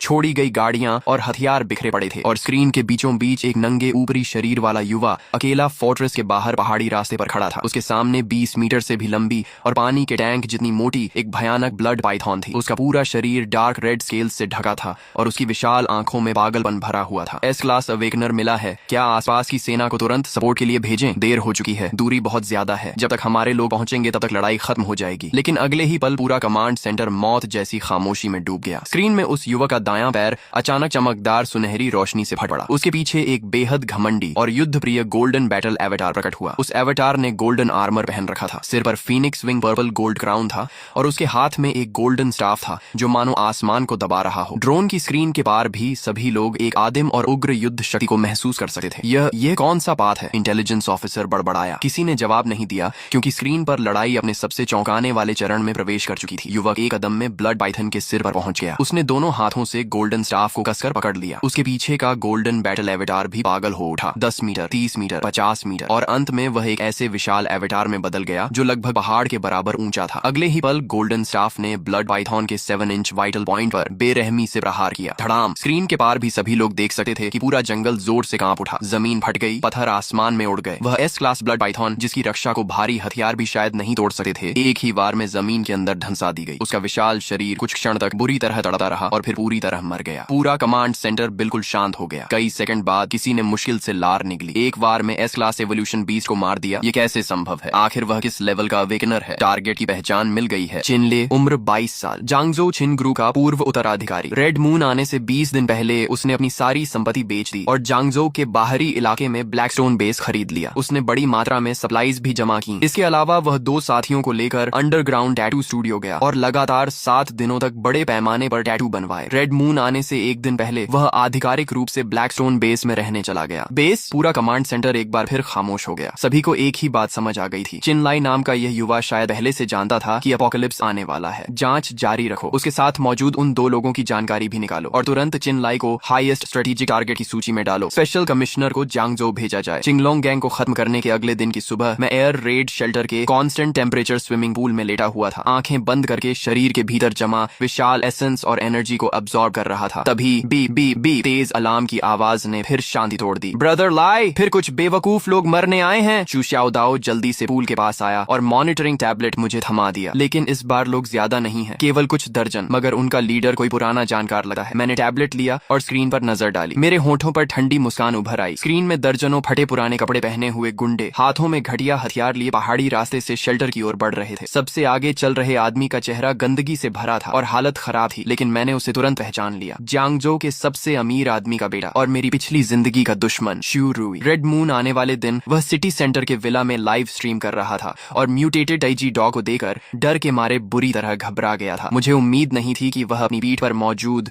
लेवल 1 3 हेडेड हेलहाउंड टैटू की ताकत से अपोकलिप्स के शुरुआती दौर में जिंदा बचाएगा। पिछले कुछ दिनों में सिटी सेंटर पूरी तरह बीस्ट टेरिटोरी बन चुका था। उसका माउंटेन विला भी नष्ट हो गया था। दर्जनों बॉडीगार्ड्स की जान गंवाकर वह किसी तरह भागता हुआ यहाँ तक पहुंचा था। उसे अच्छी तरह पता था कि पूरे जांगजो में केवल एक जगह पूरी तरह सुरक्षित है, मेरा माउंटेन शेल्टर। इसलिए वह पागल कुत्ते की तरह यहाँ तक चला आया। चिनली, मुझे पता है कि तुम अंदर हो। शू रुई 50 मीटर दूर रुक गया और कैमरा की तरफ उंगली दिखाकर पागलों की तरह हंसने लगा। क्या तुम्हें लगता है कि इस कछुए के खोल में छिपकर सुरक्षित रह जाओगे? मैंने हेलहाउंड पावर जागृत कर ली है। अब मैं एक स्ट्रॉन्ग अवेकेंड हूँ। आज मैं तुम्हारा दरवाजा तोड़ दूंगा और तुम्हारी 5 क्लॉड गोल्डन ड्रैगन पावर छीन लूंगा। स्क्रीन में जोकर की तरह चिल्लाते शू रुई को देखकर मैं पूल से बाहर निकला और तौलिए से शरीर पहुंचने लगा। एक ए रैंक टोटम मिलते ही इतना घमंड। ब्रदर लाई, मैं जाकर इसे खत्म कर देता हूँ। नहीं, पिछली जिंदगी का हिसाब मैं खुद चुकाऊंगा। दरवाजा खोलो। क्लिक। भारी टाइटेनियम एलॉय गेट धीरे धीरे खुल गया। मैं अकेला शेल्टर से बाहर निकल आया। चिनलाई, आखिर बाहर आ ही गया। बस इन कुछ बेकार लोगों को साथ लाया है और सोचता है कि मेरा सामान छीन लेगा। मैंने उसके पीछे पीछे खड़े डर से कांपते गुंडों की तरफ देखा और तिरस्कार से हंसा। तुम सबके लिए मैं अकेला ही काफी हूँ। शुरुई हंस पड़ा। छिन ली, पहले देख तो सही कि मैं किसे साथ लाया हूँ। भीड़ धीरे धीरे अलग हुई। काले धुएं के बीच एक खूबसूरत महिला आगे बढ़ी। उसने खून से सनी लाल ड्रेस पहन रखी थी। उसकी त्वचा बेहद सफेद थी और चेहरा पहले की तरह सुंदर था, लेकिन उसकी आंखों में अब एक अजीब लाल चमक थी। उसकी कमर पर blood red spider lily tattoo खिल रहा था। उसके पीछे पारदर्शी लाल पंखुड़ियां तैर रही थी। हवा में फैली खुशबू इतनी अजीब थी कि लोगों की रीढ़ तक ठंडी हो रही थी। जाओ युकिंग, वह मरी नहीं थी, सिर्फ जिंदा ही नहीं थी, बल्कि उसने एक शक्तिशाली टोटम भी जागृत कर लिया था, येलो स्प्रिंग स्पाइडर लिली। आसपास के गुंडे उसे देखते देखते सम्मोहित होने लगे। कुछ तो घुटनों पर गिर गए और उसकी ओर रेंगने लगे। जाओ युकिंग ने धीरे से हाथ उठाया। एक ब्लड रेड फ्लावर वाइन उसकी उंगलियों से निकली और एक गुंडे की गर्दन पर लिपट गई। वह आदमी विरोध करने की बजाय मोहित होकर मुस्कुराने लगा। अगले ही पल उसका चेहरा तेजी से पीला पड़ गया। उसका शरीर सूखने लगा। उसकी छाती से एक स्पाइडर लिली धीरे धीरे खिल उठी। जाओ युचिंग ने आनंद से आंखें बंद कर लीं और उसके चेहरे पर फिर से लालिमा लौट आई। छिनली, उम्मीद नहीं थी ना? मैंने भी अवेकनिंग कर ली है। शुरुई उसके पीछे खड़ा ठंडी मुस्कान के साथ बोला। छिनली, तुम खुद को बहुत महान समझते थे ना? जाओ युकिंग अब ए रैंक मेंटल अवेकेंड है। उसकी स्पाइडर लिली फ्रेग्रेंस दर्जनों अवेकनर्स को कंट्रोल कर सकती है। मैं देखना चाहता हूँ कि अपनी कभी पसंद की हुई महिला के सामने तुम हमला कर भी पाओगे या नहीं। जाओ युकिंग मुस्कुराई और धीरे धीरे मेरी ओर बढ़ी। उसके हर कदम के साथ जमीन पर ब्लड रेड स्पाइडर लिली खिल रही थी। हवा में खुशबू और गहरी होती जा रही थी। अचानक मेरे सामने की दुनिया बदल गई। मैं फिर पिछली जिंदगी में पहुंच गया। ब्लड मून आसमान में लटक रही थी। मैं खून से लथपथ खंडहरों में पड़ा था। 3 हेडेड हेल हाउंड मेरी ओर बढ़ रही थी। जाओ युकिंग मेरे पास घुटनों के बल बैठी रो रही थी। छिनली, मुझसे गलती हो गई। पिछली जिंदगी में मुझे तुम्हें छोड़ना नहीं चाहिए था। मुझे शुरुई पर भरोसा नहीं करना चाहिए था। अगर मुझे एक और मौका मिले तो मैं हमेशा तुम्हारे साथ रहूंगी। उसने हाथ बढ़ाया और मेरा चेहरा छूने की कोशिश की। उसकी आवाज दर्द और पछतावे से भरी थी। छिनली, क्या तुम मुझे माफ कर सकते हो? मैं उसे शांत भाव से देखता रहा। अगले ही पल में हंस पड़ा। जाओ युकिंग, तुम्हारा इल्यूजन बहुत नकली है। घुटनों पर बैठी जाओ युकिंग का चेहरा बदल गया। मैंने एक कदम आगे बढ़ाया। धड़ाम! मेरी पीठ के पीछे 9 ड्रैगन कॉफिन एवेटार प्रकट हो गया। 9 काले ड्रैगन शैडोज ने एक साथ अपनी लाल आंखें खोल दी। वह प्राचीन ब्लैक कॉफिन मेरे पीछे हवा में तैरने लगा। कॉफिन पर बंधी ब्लड रेड चेन्स धीरे धीरे कांपने लगी। आसमान से एक विशाल फॉरबिडन प्रेशर उतरी। आसपास के खंडहर, ब्लड मून, जाओ युकिंग और पूरा इल्यूजन शीशे की तरह टूट गया। रियलिटी वापस लौट आई। जाओ युकिंग का चेहरा एकदम सफेद पड़ गया। वह लड़खड़ा कर पीछे हटी। उसके होंठों से खून की एक पतली धारा निकली। उसके पीछे स्पाइडर लिली एवेटार कांपने लगा और उसकी पंखुड़ियां झड़ने लगी। असंभव! वह अविश्वास से मुझे घूरने लगी। मेरी येलो स्प्रिंग फ्लावर फ्रेग्रेंस इंसान के दिल की सबसे गहरी इच्छा को बाहर निकाल सकती है। तुम पर इसका कोई असर कैसे नहीं हुआ? मैंने उसकी ओर ठंडे भाव से देखा। इच्छा? तुम खुद को मेरी इच्छा बनने के लायक समझती हो? जाओ युकिंग का चेहरा पल भर में रंगहीन हो गया। यह शब्द किसी भी हमले से ज्यादा दर्दनाक है। उसने होंठ काटे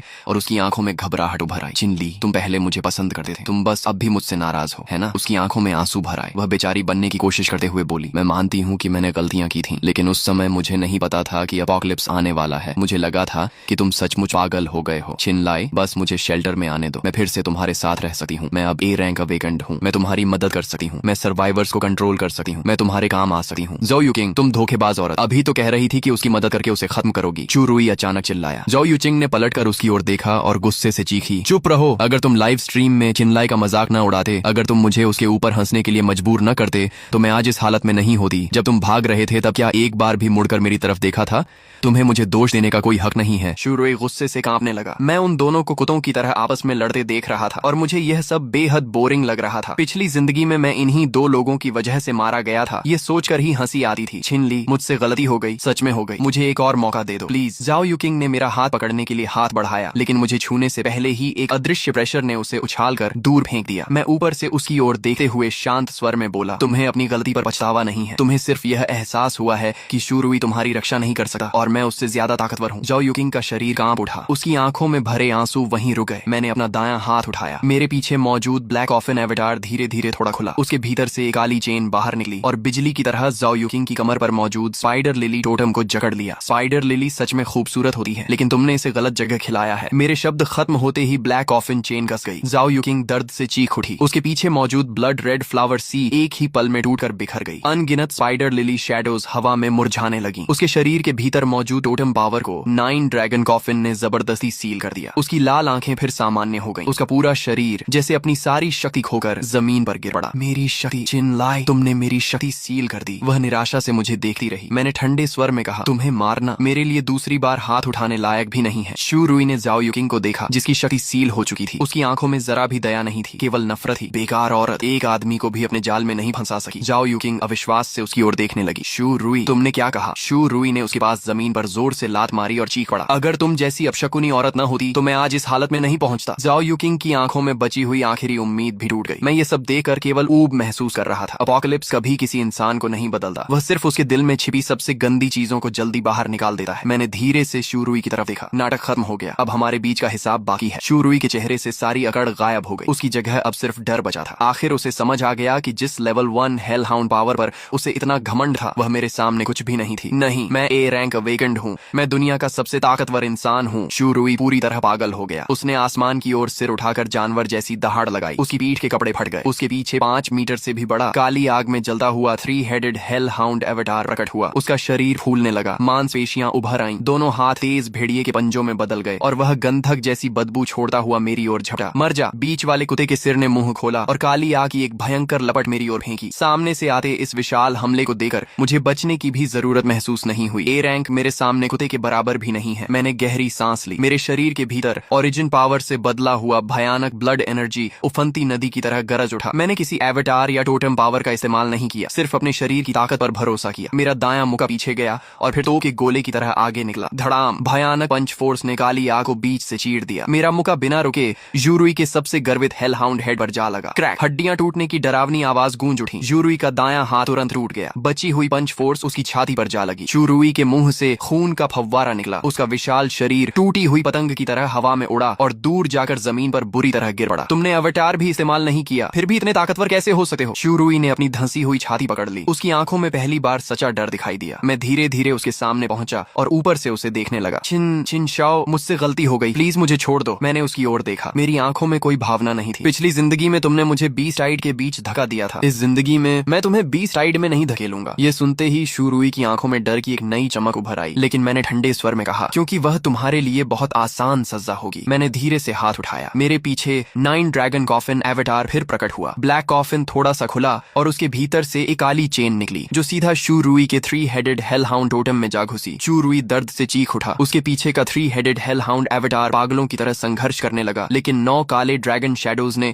उसे मजबूती से दबा रखा था। क्रैक, टोटम की सतह पर एक दरार उभर आई। शूरुई के शरीर से निकल रही पावर तेजी से खत्म होने लगी। उसकी ताकत समुद्र की लहरों की तरह पीछे हट गई। उसका शरीर फिर सामान्य इंसान जैसा हो गया। वह एक घायल, कमजोर और शक्तिहीन आदमी बनकर जमीन पर गिर पड़ा। मेरी शक्ति, चिनली, मेरी शक्ति वापस करो! वह पागलों की तरह चिल्लाने लगा। मैंने उसकी ओर देखा और कहा, तुम्हें कुत्ता बनना पसंद था ना? आज से तुम कुत्ता बनने के भी लायक नहीं रहे। आसपास खड़े गुंडों ने शूरुई को देखा। उनकी आंखों का भाव बदल गया। अपोकलिप्स में कमजोर लोगों की कोई इज्जत नहीं होती। ऊपर से शूरुई ने अपनी जान बचाने के लिए रास्ते भर न जाने कितने लोगों को चारे की तरह इस्तेमाल किया था। अब उसकी सजा का समय आ चुका था। जल्द ही दर्द भरी चीखें गूंजने लगी। मैंने पीछे मुड़कर भी नहीं देखा। कुछ देर बाद शूरुई की आवाज हमेशा के लिए गायब हो गई। जमीन पर केवल एक फीका लेवल 1 गोल्डन कोर बचा था। मैंने उसे उठाकर हाफ लाइफ स्पेस में रख लिया। पिछली जिंदगी में जिसने मुझे बीस्ट राइड में धक्का दिया था, इस जिंदगी में वह मुझे पूरी ताकत लगाने के लायक भी नहीं था। तभी अचानक आसमान से भारी गड़गड़ाहट जैसी आवाज आई। भयंकर रोटर साउंड हवा को चीरती हुई पास आने लगी। मैंने सिर उठाकर देखा। 3 मिलिट्री आर्म्ड हेलीकॉप्टर्स शेल्टर के ऊपर चक्कर लगा रहे थे। हेलीकॉप्टर्स धीरे धीरे नीचे उतरे। कैबिन डोर खुला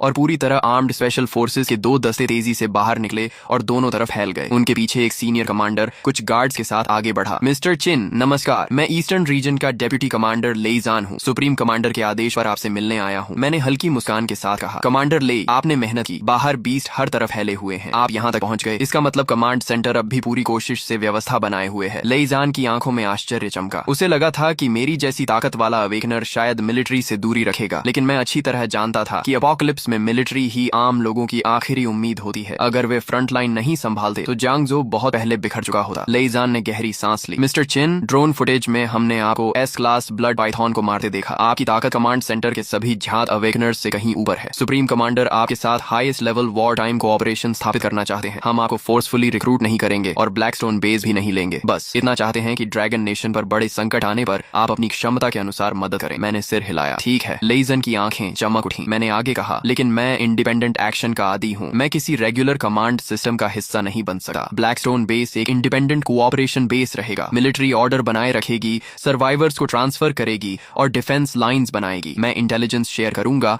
और जरूरत पड़ने पर हाई लेवल बीस्ट को खत्म करूंगा। रिसोर्सेज एक्सचेंज और इन्फॉर्मेशन शेयरिंग दोनों तरफ से होगी। यही सबसे एफिशिएंट तरीका है। लेइजान ने गंभीरता से सिर हिलाया। मैं आपकी बात ज्यों की त्यों सुप्रीम कमांडर तक पहुंचाऊंगा। मैंने कहा, चूंकि अब हम पार्टनर्स हैं तो मैं तुम्हें एक इंटेलिजेंस देता हूँ। 3 दिन बाद रात 2 बजे ईस्ट सी में पहली large scale marine beast ride फूटेगी। एक level 5 deep sea ancient dragon 10 lakh नहीं बल्कि 1 लाख से से अधिक सी बीस्ट को लेकर जांगजो पर हमला करेगा। अगर पहले से हेवी फायर पावर डिफेंस तैयार नहीं की गई तो जांगजो और पूरा ईस्टर्न रीजन भारी तबाही झेलेगा। लेइजन का चेहरा बदल गया, ठंडा पसीना उसकी पीठ तक बह गया। उसने मेरी आंखों में झूठ ढूंढने की कोशिश की, लेकिन उसे केवल शांति दिखाई दी। मिस्टर चिन, क्या ये जानकारी भरोसेमंद है? मैंने शांत स्वर में कहा। मैं 30 लाख लोगों की जान को मजाक नहीं बनाऊंगा। लेइजन ने तुरंत जवाब दिया, मैं अभी सुप्रीम कमांडर को रिपोर्ट करता हूँ और ईस्टर्न रीजन की पूरी शक्ति को डिफेंस प्रेपरेशन में लगा देता हूँ। मैंने आगे कहा, और मुझे कुछ हैवी मिलिट्री इक्विपमेंट चाहिए, high precision machine tools, special alloy materials, 10 warship grade automatic close defence cannon systems और कुछ इंडिविजुअल क्लाउड बॉम्ब्स। मैं इन्हें मुफ्त में नहीं मांग रहा, बदले में हाई लेवल बीस्ट इंटेलिजेंस सबसे पहले मिलिट्री को दूंगा। लेइजान ने कुछ पल सोचा, ये स्ट्रेटेजिक रिसोर्सेज हैं, मुझे लोंगशुई से अनुमति लेनी होगी, लेकिन मेरी राय में ये डील फायदेमंद है। मैंने सिर हिलाया। ठीक है, लेइजान ने गंभीरता से कहा। मिस्टर चिन, सहयोग के लिए धन्यवाद। मैंने जवाब दिया, मिलिट्री इंसानों की आखिरी सीमा की रक्षा करे और मैं उन मॉन्स्टर्स से निपटूंगा जिनसे तुम अभी नहीं निपट सकते। हर कोई अपना काम करे। लेइजान ने सम्मान से सिर झुकाया। मैं आपके ये शब्द सुप्रीम कमांडर तक पहुंचाऊंगा। उसे जाते हुए देखते हुए मेरी आंखें गहरी हो गईं। लेवल 5 बीस्ट किंग, वही 9 ड्रैगन कॉफिन की पहली चेन खोलने की चाबी था। डीप सी एंशिएंट ड्रैगन का गोल्डन बॉक्स मुझे हर हाल में चाहिए था। 3 दिन पलक झपकते बीत गए। हेवी ट्रांसपोर्ट हेलीकॉप्टर्स, लगातार special machine tools, close defence cannon systems और क्लाउड बॉम्ब्स ब्लैकस्टोन बेस पहुंचाते रहे। बाकी स्ट्रेटेजिक सप्लाईज भी अलग अलग खेपों में भेजी जा रही थी। मैंने सब कुछ हाफ लाइफ स्पेस में रख लिया। शेल्टर की डिफेंस पावर कई गुना बढ़ गई। चौथे दिन रात 2 बजे मैं मॉनिटरिंग रूम की बड़ी लेदर चेयर पर बैठा था। हाथ में गरम ब्लैक कॉफी थी। ब्रदर लाई, बाहर बहुत तेज बारिश हो रही है, लेकिन ये बारिश काली क्यों है? चू शाओदाओ स्क्रीन देखते हुए बोला। मैंने कॉफी की चुस्की ली और गहरी नजरों से बाहर देखा। शुरू हो गया। लगभग उसी समय जांगजो ईस्टर्न कोस्ट डिफेंस लाइन पर लेइजान रडार स्क्रीन को घूर रहा था। स्क्रीन पर अनगिनत लाल बिंदु सुनामी की तरह उनकी ओर बढ़ रहे थे। उसके चेहरे पर ठंडा पसीना बह रहा था। चिनली की जानकारी सच थी। ईस्ट सी बीस्ट टाइड आ चुकी थी। फायर, पूरा फायर पावर इस्तेमाल करो, उन्हें सिटी एरिया में घुसने मत दो। हमारे पीछे 30 लाख सर्वाइवर्स हैं। अगले ही पल आर्टिलरी पोजीशंस गरज उठी। हजारों शेल्स आग की लकीरें छोड़ते हुए कोस्ट लाइन पर गिरे। पूरा अंधेरा, आसमान दिन जैसा चमक उठा। लेकिन जब इल्यूमिनेशन फ्लेयर्स ऊपर पहुंचे तो फ्रंट लाइन के सभी सैनिकों के चेहरे पर निराशा छा गई। समुद्र के ऊपर दसियों हजार म्यूटेटेड सी बीस्ट्स लहरों को चीरते हुए बढ़ रहे थे। कुछ आर्मर्ड व्हीकल्स जितने बड़े म्यूटेटेड क्रैब्स थे, कुछ जहरीले कांटों से ढके एम्फीबियस फिशमैन और कुछ बेहद तेज सी स्नेक स्वार्म्स जो गोलाबारी के बीच भी पागलों की तरह आगे बढ़ रहे थे। लड़ाई शुरू होने के 10 मिनट के अंदर पहली डिफेंस लाइन पूरी तरह टूट गई। कमांडर ले, हम रोक नहीं पा रहे, बीस्ट्स की संख्या बहुत ज्यादा है, पूरी डिफेंस लाइन कोलैप्स हो रही है। लेइजान ने कमर से पिस्टल निकाली। उसकी आंखें खून जैसी लाल हो चुकी थीं। पूरी सेना को आदेश दो, आज चाहे हम सब मर जाएं, लेकिन आम लोगों की रक्षा करनी होगी। तभी जब मिलिट्री अंतिम लड़ाई की तैयारी कर रही थी, धरती अचानक भयानक तरीके से कांप उठी। एक ऐसी भयानक प्रेशर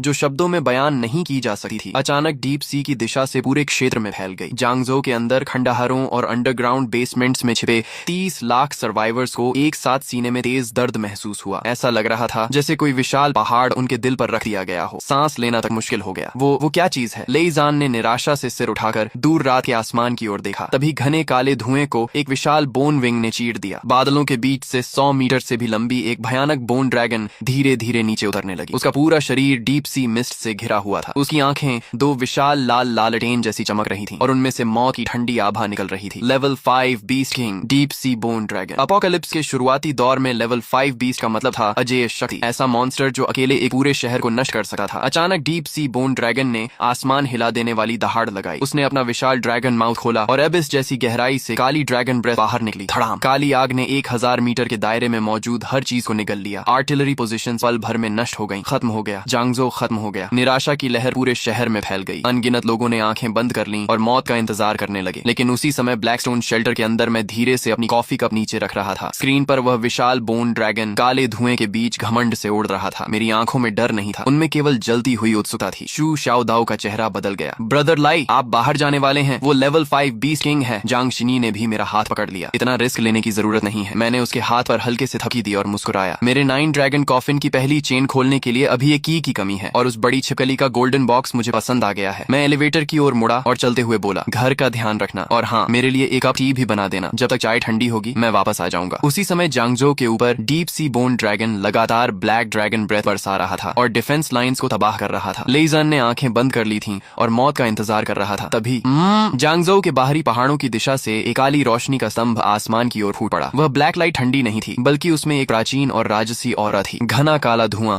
जबरदस्ती दोनों तरफ हट गया। वो क्या है? लेइजान ने तुरंत आंखें खोल दी। पूरे जांगजो के 30 लाख सर्वाइवर्स और फ्रंट लाइन पर बचे हुए सैनिकों ने एक साथ ब्लैकस्टोन बेस की दिशा में देखा। सबकी नजरों के सामने एक लंबा युवा उस ब्लैक गोल्ड लाइट पिलर के सहारे आसमान की ओर कदम बढ़ा रहा था। उसने कोई फ्लाइंग इक्विपमेंट इस्तेमाल नहीं किया था। वह बस हवा में ऐसे चल रहा था जैसे उसके पैरों के नीचे अदृश्य सीढ़ियां हों। वो मिस्टर चिन है। चिनली आ गया। लेइजान उत्साह से कांप उठा। जैसे जैसे मैं ऊपर चढ़ता गया, मेरे पीछे का 9 ड्रैगन कॉफिन टोटम पूरी तरह खुल गया। 9 विशाल ब्लैक ड्रैगन्स आसमान में फैल गए। उनके शरीर सैकड़ों मीटर लंबे थे। उनकी ब्लड रेड ड्रैगन आईज एक साथ खुल गईं। वे एक प्राचीन ब्लैक कॉफिन को खींच रहे थे जो पूरे जांगजो के ऊपर तैर रही थी। कॉफिन पर बंधी ब्लड रेड चेन्स धीरे धीरे कांप रही थीं। एक सर्वोच्च, प्राचीन और अछूती फॉरबिडन ऑरा समुद्री लहर की तरह पूरे जांगजो में फैल गई। इस प्रेशर के नीचे नीचे मौजूद 1 लाख म्यूटेटेड सी बीस्ट्स जो अभी तक पागलों की तरह हमला कर रहे थे, अचानक डर से चीख उठे। वे सभी जमीन पर गिर पड़े और कांपने लगे। ब्लैकस्टोन बेस के मिस्टर चिन, वो जांगजो को बचाने आ गए हैं। अनगिनत सर्वाइवर्स खंडहरों से बाहर झांकने लगे। उनकी आंखों में आश्चर्य, राहत और सम्मान भरा हुआ था। मैं 1000 मीटर की ऊंचाई पर खड़ा था और दूर उस 100 मीटर लंबे डीप सी बोन ड्रैगन को देख रहा था। उसके विशाल शरीर के सामने मैं चींटी जितना छोटा दिखाई दे रहा था, लेकिन मेरे पीछे मौजूद 9 ड्रैगन कॉफिन उससे भी अधिक प्राचीन, रहस्यमयी और भयावह लग रही थी। दुःस्वप्न जैसा दृश्य था। डीप सी बोन ड्रैगन ने मेरी चुनौती महसूस कर ली। उसकी ब्लड रेड आईज मुझे घूरने लगी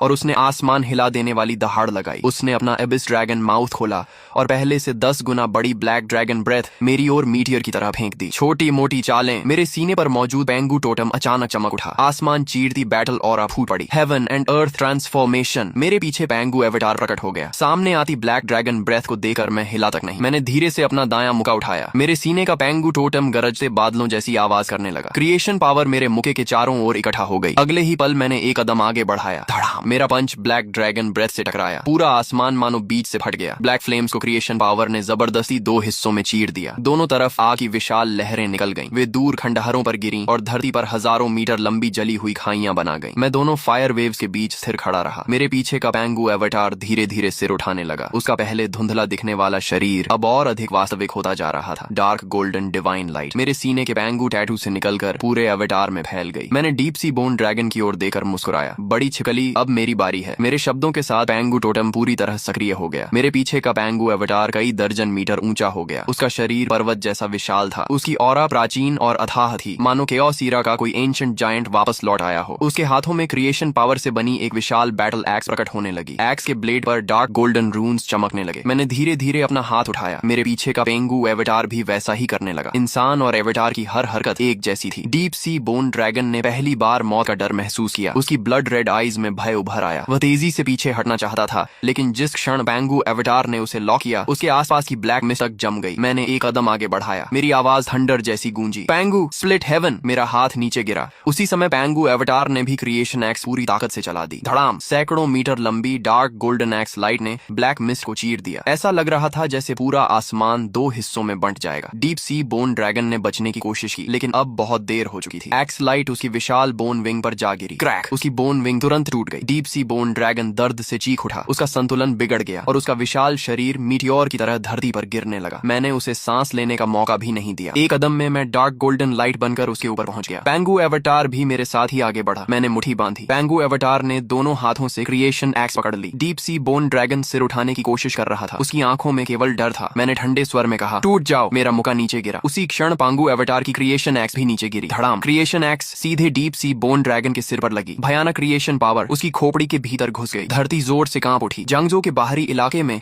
दर्जनों मीटर गहरा एक विशाल क्रेटर बन गया। पत्थर आसमान में उड़ गए। डीप सी बोन ड्रैगन का विशाल शरीर क्रेटर के बीच धंस गया। उसकी ब्लड रेड आईज की रोशनी तेजी से बुझने लगी। पेंगू एवेटार धीरे धीरे गायब हो गया। डार्क गोल्डन लाइट भी खत्म होने लगी। मैं क्रेटर के किनारे खड़ा था। मेरे सीने का पेंगू टैटू अब भी हल्का चमक रहा था। Level 5 Overlord deep sea bone dragon मर चुका था। लड़ाई इतनी जल्दी खत्म हुई कि कोई समझ भी नहीं पाया। मेरे उड़ने से लेकर लेवल 5 बीस्ट किंग को मारने तक पूरा युद्ध 3 मिनट से भी कम समय में खत्म हो गया। ब्लैक मिस्ट हट गई। ब्लड मून की लाल रोशनी फिर धरती पर फैल गई। मैंने हेवन एंड अर्थ ट्रांसफॉर्मेशन खत्म कर दी और सामान्य आकार में लौट आया। मैं सीधे ड्रैगन के विशाल सिर पर उतरा। मैंने अपनी उंगलियों को ब्लेड की तरह इस्तेमाल किया और उसकी खोपड़ी चीर दी। उसके अंदर से बास्केटबॉल जितना बड़ा एक लेवल 5 गोल्डन बॉक्स निकला जो ब्लैक गोल्ड लाइट से चमक रहा था। उसके भीतर समुद्र जैसी विशाल एनर्जी महसूस करके मैं संतुष्ट हो गया और उसे हाफ लाइफ स्पेस में रख लिया। नीचे मौजूद 1 लाख सी बीस्ट्स अपने बीस्ट किंग की मौत के बाद पूरी तरह टूट गए। वे समुद्र की ओर भागने लगे। जांगजो बच चुका था। मिस्टर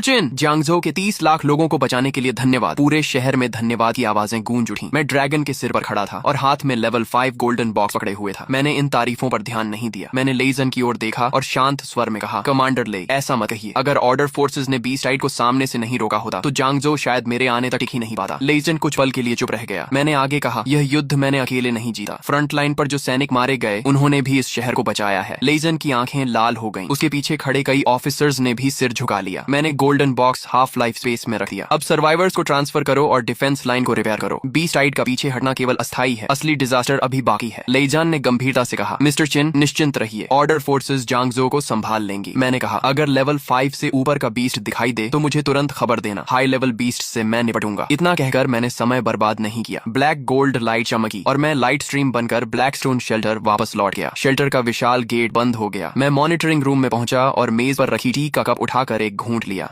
टी बिल्कुल सही टेम्परेचर पर है। ब्लैक स्टोन शेल्टर के सबसे निचले कोर चेंबर में मैं विशेष मेडिटेशन प्लेटफॉर्म पर बैठा था। मेरे हाथ में लेवल 5 डीप सी बोन ड्रैगन का गोल्डन बॉक्स था। इस गोल्डन बॉक्स की energy S class blood Python golden box से सैकड़ों गुना अधिक थी। अगर मिलिट्री का सबसे ताकतवर अवेकनर भी इसे सीधे निगल ले तो उसका शरीर तुरंत फट जाएगा, लेकिन मुझे कोई डर नहीं था। मैंने बिना झिझक उसे अब्सॉर्ब कर लिया। ब्लैक गोल्ड एनर्जी बाढ़ की तरह मेरे शरीर में घुस गई। मेरी त्वचा पर ब्लैक फ्रॉस्ट जमने लगी, हड्डियां दबाव से चरमराने लगी। मैंने ठंडी हंसी हंसी, सिर्फ एक मरी हुई छिपकली और मुझे चुनौती। मेरे सीने का पैंगो एवेटार अचानक आंखें खोलकर जाग गया। उसकी क्रिएशन पावर ने ब्लैक एनर्जी को जबरदस्ती दबा दिया, फिर उसे पीसकर सबसे शुद्ध ओरिजिन एनर्जी में बदल दिया। वह एनर्जी मेरे शरीर को लगातार मजबूत करने लगी। उसी समय मेरी पीठ पर मौजूद 9 ड्रैगन कॉफिन टोटम सक्रिय हो गया। 9 ब्लैक ड्रैगन्स ऐसे लग रहे थे मानो त्वचा के नीचे तैर रहे हों। एंशिएंट ब्लैक कॉफिन पर बंधी पहली स्टार चेन बुरी तरह कांपने लगी। टक, एक हल्की टूटने की आवाज मेरी सोल के भीतर गूंजी। अगले ही पल पहली स्टार चेन टूट गई। धड़ाम, ब्लैक गोल्ड एनर्जी का अथाह सैलाब कॉफिन के भीतर से बाहर निकला। मेरी आंखों के सामने अंतहीन डार्कनेस फैल गई। डार्कनेस के सबसे गहरे हिस्से में एंशिएंट ब्लैक कॉफिन धीरे धीरे खुल रही थी। उसी क्षण मुझे एक नई क्षमता मिली। अब मैं 20 गोल्डन बॉक्सेस, 20 रेमनेंट एनर्जी और सील्ड टोटम्स की इंस्टिंक्ट पावर को सीधे डिवावर कर सकता था। ब्लैक कॉफिन उन एनर्जीज को रिफाइन करके मेरे शरीर, हाफ लाइफ स्पेस और 4 फॉरबिडन टोटम्स को मजबूत करेगी। दूसरे शब्दों में, जब तक मेरे पास पर्याप्त एनर्जी होगी मैं लगातार मजबूत होता जाऊंगा। Deep sea bone dragon golden box पूरी तरह रिफाइन होने के बाद मेरा फिजिकल रेल्म सीधे लेवल 5 तक पहुंच गया। हाफ लाइफ स्पेस भी फिर से फैल गई। उसके विशाल किनारे पर अब एक नया क्षेत्र उभर आया था। वह क्षेत्र पूरी तरह ब्लैक डार्कनेस से भरा था। ऐसा लग रहा था मानो एंशिएंट ब्लैक कॉफिन की शैडो वहां मौजूद हो। वह शांत, मृत और अथाह था। मुझे एक मजबूत एहसास हुआ कि जैसे जैसे 9 ड्रैगन कॉफिन की बाकी चेन्स टूटेंगी, ये darkness region half life space से भी अधिक भयावह और रहस्यमयी जगह बन जाएगा। मैंने धीरे धीरे आंखें खोली। पूरे शरीर की हड्डियां गरजते बादलों जैसी आवाज करने लगी। कॉफिन डिवावर, बुरा नहीं, आज से हर बीस्ट मेरे लिए सिर्फ एनर्जी सोर्स है। अगली सुबह ब्लैकस्टोन बेस के अंडरग्राउंड ट्रेनिंग ग्राउंड में मैं अलॉय फ्लोर पर पद्मासन लगाकर बैठा था। Deep sea bone dragon golden box को रिफाइन करने के बाद मेरे शरीर का ब्लड एनर्जी पहले से कई गुना अधिक शक्तिशाली हो चुका था। 9 ड्रैगन कॉफिन की पहली चेन खुल चुकी थी। कॉफिन डिवावर एबिलिटी भी पूरी तरह मेरे शरीर का हिस्सा बन गई थी। अब सामान्य गोल्डन बॉक्सेस से मिलने वाला इंप्रूवमेंट बहुत सीमित हो गया था। अगर मुझे और मजबूत बनना था तो मुझे और भी ऊंचे लेवल के बीस्ट का शिकार करना होगा, कम से कम लेवल 4 या उससे ऊपर के। तभी शू शाओदाओ अंदर आया। उसकी आंखों में उत्साह भरा हुआ था। ब्रदर ली, कल रात आपने अकेले लेवल 5 एंशिएंट ड्रैगन को मार दिया। मैं और चिनी तो लगभग कुछ कर ही नहीं पाए। अगर ऐसा ही चलता रहा तो हम दोनों सिर्फ आपका बोझ बनकर रह जाएंगे। दूसरी ओर से जांग शिन्नी भी अंदर आई। उसने ब्लैक कॉम्बैट सूट पहन रखा था। उसके लंबे बाल पीछे बंधे हुए थे। उसके चेहरे पर हमेशा वाली शांति थी, लेकिन आंखों में लड़ने की इच्छा साफ दिख रही थी। मुझे भी रियल कॉम्बैट की जरूरत है। केवल गोल्डन बॉक्सेस अब्सॉर्ब करके लेवल बढ़ाने से असली ताकत हासिल नहीं होती। मैंने दोनों की ओर देखकर सिर हिलाया। यही बात मैं खुद भी सोच रहा था। शू शाओदाओ के अर्लंग डिवाइन जनरल और नेजा टोटम्स दोनों टॉप टियर कॉम्बैट टोटम्स थे। जांग शिनी का 9 हेवंस मिस्टिक मेडन टोटम तो अटैक, डिफेंस, प्यूरिफिकेशन और बैटलफील्ड कमांड सभी में बेहतरीन था। दोनों की पोटेंशियल बहुत बड़ी थी, लेकिन अपोकलिप्स में पोटेंशियल और कॉम्बैट पावर एक जैसी चीज नहीं थी। असली एक्सपर्ट्स हमेशा बीस्ट कॉर्प्सेस के ढेर पर खड़े होकर बनते हैं। मैं खड़ा हो गया। तो फिर बाहर चलते हैं। शू शाओदाओ की आंखें चमक उठी। कहां? मैंने जांगजो के आसपास का मिलिट्री शेयर्ड मैप खोल दिया। स्क्रीन पर अनगिनत रेड डॉट्स शहर के खंडहरों और बाहरी जंगलों में फैले हुए थे। उनमें से साउथ जांगजो इंडस्ट्रियल पार्क का रेड मार्क सबसे ज्यादा चमक रहा था। मिलिट्री ने उसे हाई रिस्क जोन घोषित किया था। वहां लेवल 4 बीस्ट नेस्ट होने का शक था। मैंने उस लोकेशन की ओर इशारा किया। South industrial park. कल रात मरीन बीस्ट राइड के पीछे हटने के बाद एक बड़ा म्यूटेटेड बीस्ट ग्रुप वहां बस गया है। मिलिट्री ड्रोन्स ने पुष्टि की है कि वहां कम से कम 3 लेवल 4 बीस्ट्स और बड़ी संख्या में लेवल 2 और लेवल 3 बीस्ट्स मौजूद हैं। शू शाओदाओ हंस पड़ा। शानदार जगह है, मॉन्स्टर्स भी ज्यादा और एक्सपीरियंस भी ज्यादा। जांग शिन्नी ने मैप को ध्यान से देखा और शांत स्वर में बोली, south industrial park north district military camp से ज्यादा दूर नहीं है। अगर वहाँ के बीस्ट फैल गए तो सर्वाइवर्स इवैक्यूएशन रूट खतरे में पड़ जाएगी। मैंने सिर हिलाया। इसलिए यह मिशन 2 काम एक साथ करेगा, ट्रेनिंग भी और मिलिट्री की एक बड़ी प्रॉब्लम भी खत्म हो जाएगी। मैंने लेईजान को कम्युनिकेशन रिक्वेस्ट भेजी। कुछ सेकंड बाद स्क्रीन पर उसका चेहरा दिखाई दिया। वह पिछली रात की तुलना में थोड़ा रिलैक्स लग रहा था, लेकिन आंखों में थकान अब भी साफ थी। मिस्टर चिन, क्या आपको मिलिट्री सपोर्ट की जरूरत है? मैंने सीधे मुद्दे पर आते हुए कहा। साउथ जियांगजो इंडस्ट्रियल पार्क, मैं वहाँ बीस नेस्ट साफ करने जा रहा हूँ। वहाँ लेवल 4 बीस नेस्ट मौजूद है। लेईजान कुछ पल के लिए चुप रह गया, फिर उसके चेहरे पर खुशी आ गई। मिस्टर चिन, हम भी उसी एरिया के लिए रीइंफोर्समेंट रिक्वेस्ट तैयार कर रहे थे। साउथ इंडस्ट्रियल पार्क में बड़ी मात्रा में केमिकल वेयर हाउसेज हैं। अगर बीस्ट्स ने उन्हें नष्ट कर दिया तो टॉक्सिक गैस पूरे नॉर्थ डिस्ट्रिक्ट कैंप को प्रभावित कर सकती है। अगर आप कार्रवाई करते हैं तो मिलिट्री तुरंत ड्रोन रिकॉनेसेंस और एरिया ब्लॉकेड उपलब्ध कराएगी। मैंने जवाब दिया, ठीक है, आउटर पेरीमीटर तुम लोग संभालो, अंदर कोई दखल नहीं देगा। मैं शौदाओ और चीनी को कॉम्बैट ट्रेनिंग देने ले जा रहा हूँ। लेईजान ने गंभीरता से सिर हिलाया। समझ गया, मिलिट्री बाहरी घेरा बनाए रखेगी और किसी भी बीस्ट को भागने नहीं देगी। मिस्टर चिन, कृपया सावधान रहिए। मैंने हल्की मुस्कान के साथ कहा। सावधान रहने की जरूरत उन्हें है। 10 मिनट बाद ब्लैकस्टोन बेस का साइड गेट धीरे धीरे खुला। अंडरग्राउंड गैराज से एक modified black heavy of road vehicle बाहर निकली। उसकी बॉडी बुलेट प्रूफ आर्मर से ढकी हुई थी। टायर्स के बाहर अलॉय एंटी स्लिप रिम्स लगे हुए थे। रूफ पर ऑटोमेटिक मशीन गन भी लगी हुई थी। शू शाओदाओ फ्रंट पैसेंजर सीट पर बैठा उत्साह से हाथ रगड़ रहा था। जांग शिनी बैक सीट पर बैठी थी। उसके हाथ में मिस्टिक हेवन डिवाइन सोर्ड की फैंटम इमेज हल्की हल्की दिखाई दे रही थी। मैं ड्राइवर सीट पर बैठा और एक्सेलरेटर दबा दिया। इंजन ने किसी बीस्ट की दहाड़ जैसी आवाज निकाली। काली off road vehicle Blackstone base से निकलकर दक्षिण की ओर पहाड़ी रास्ते पर दौड़ने लगी। रास्ते भर ब्लैक मिस्ट अभी पूरी तरह नहीं हटी थी। हाईवे के दोनों तरफ बीस्ट द्वारा चबाई गई छोड़ी हुई गाड़ियां बिखरी पड़ी थीं। कभी कभी कुछ लो लेवल म्यूटेटेड बीस्ट्स बाहर निकल आते, लेकिन व्हीकल के पास पहुंचने से पहले ही रूफ पर लगी ऑटोमेटिक मशीन गन उन्हें छलनी कर देती। आधे घंटे बाद साउथ इंडस्ट्रियल पार्क हमारे सामने था। जो कभी रोशनी से जगमगाता मॉडर्न इंडस्ट्रियल जोन था, वह अब पूरी तरह मॉन्स्टर्स का नेस्ट बन चुका था। फैक्ट्रीज ढह चुकी थीं, रोड्स मुड़ तुड़ गई थीं और हवा में तीखी केमिकल स्मेल फैली हुई थी। शू शाओदाओ ने डोर खोला और कूद कर नीचे उतर गया। ब्रदर लाई, कैसे लड़ना है? मैंने इंडस्ट्रियल पार्क के गहरे हिस्से की ओर देखा। वहाँ 3 ऐसी ऑराज थीं जो बाकी बीस्ट से कहीं अधिक शक्तिशाली थीं। 2 लेवल 4 आयरन आर्मर्ड लिजर्ड्स और एक level 4 poison mist spider queen. इनके अलावा सैकड़ों लेवल 2 और लेवल 3 बीस्ट भी मौजूद थे। मेरे लिए ये सब अब कोई बड़ी बात नहीं थी, लेकिन चू शाओदाओ और जांग शिनी के लिए यह परफेक्ट ट्रेनिंग ग्राउंड था। मैंने हाथ उठाया। मेरी पीठ पर 9 ड्रैगन कॉफिन हल्का कंपन करने लगी। एक अदृश्य प्रेशर पूरे इंडस्ट्रियल पार्क पर छा गया। सभी लो लेवल बीस्ट की गति तुरंत धीमी हो गई,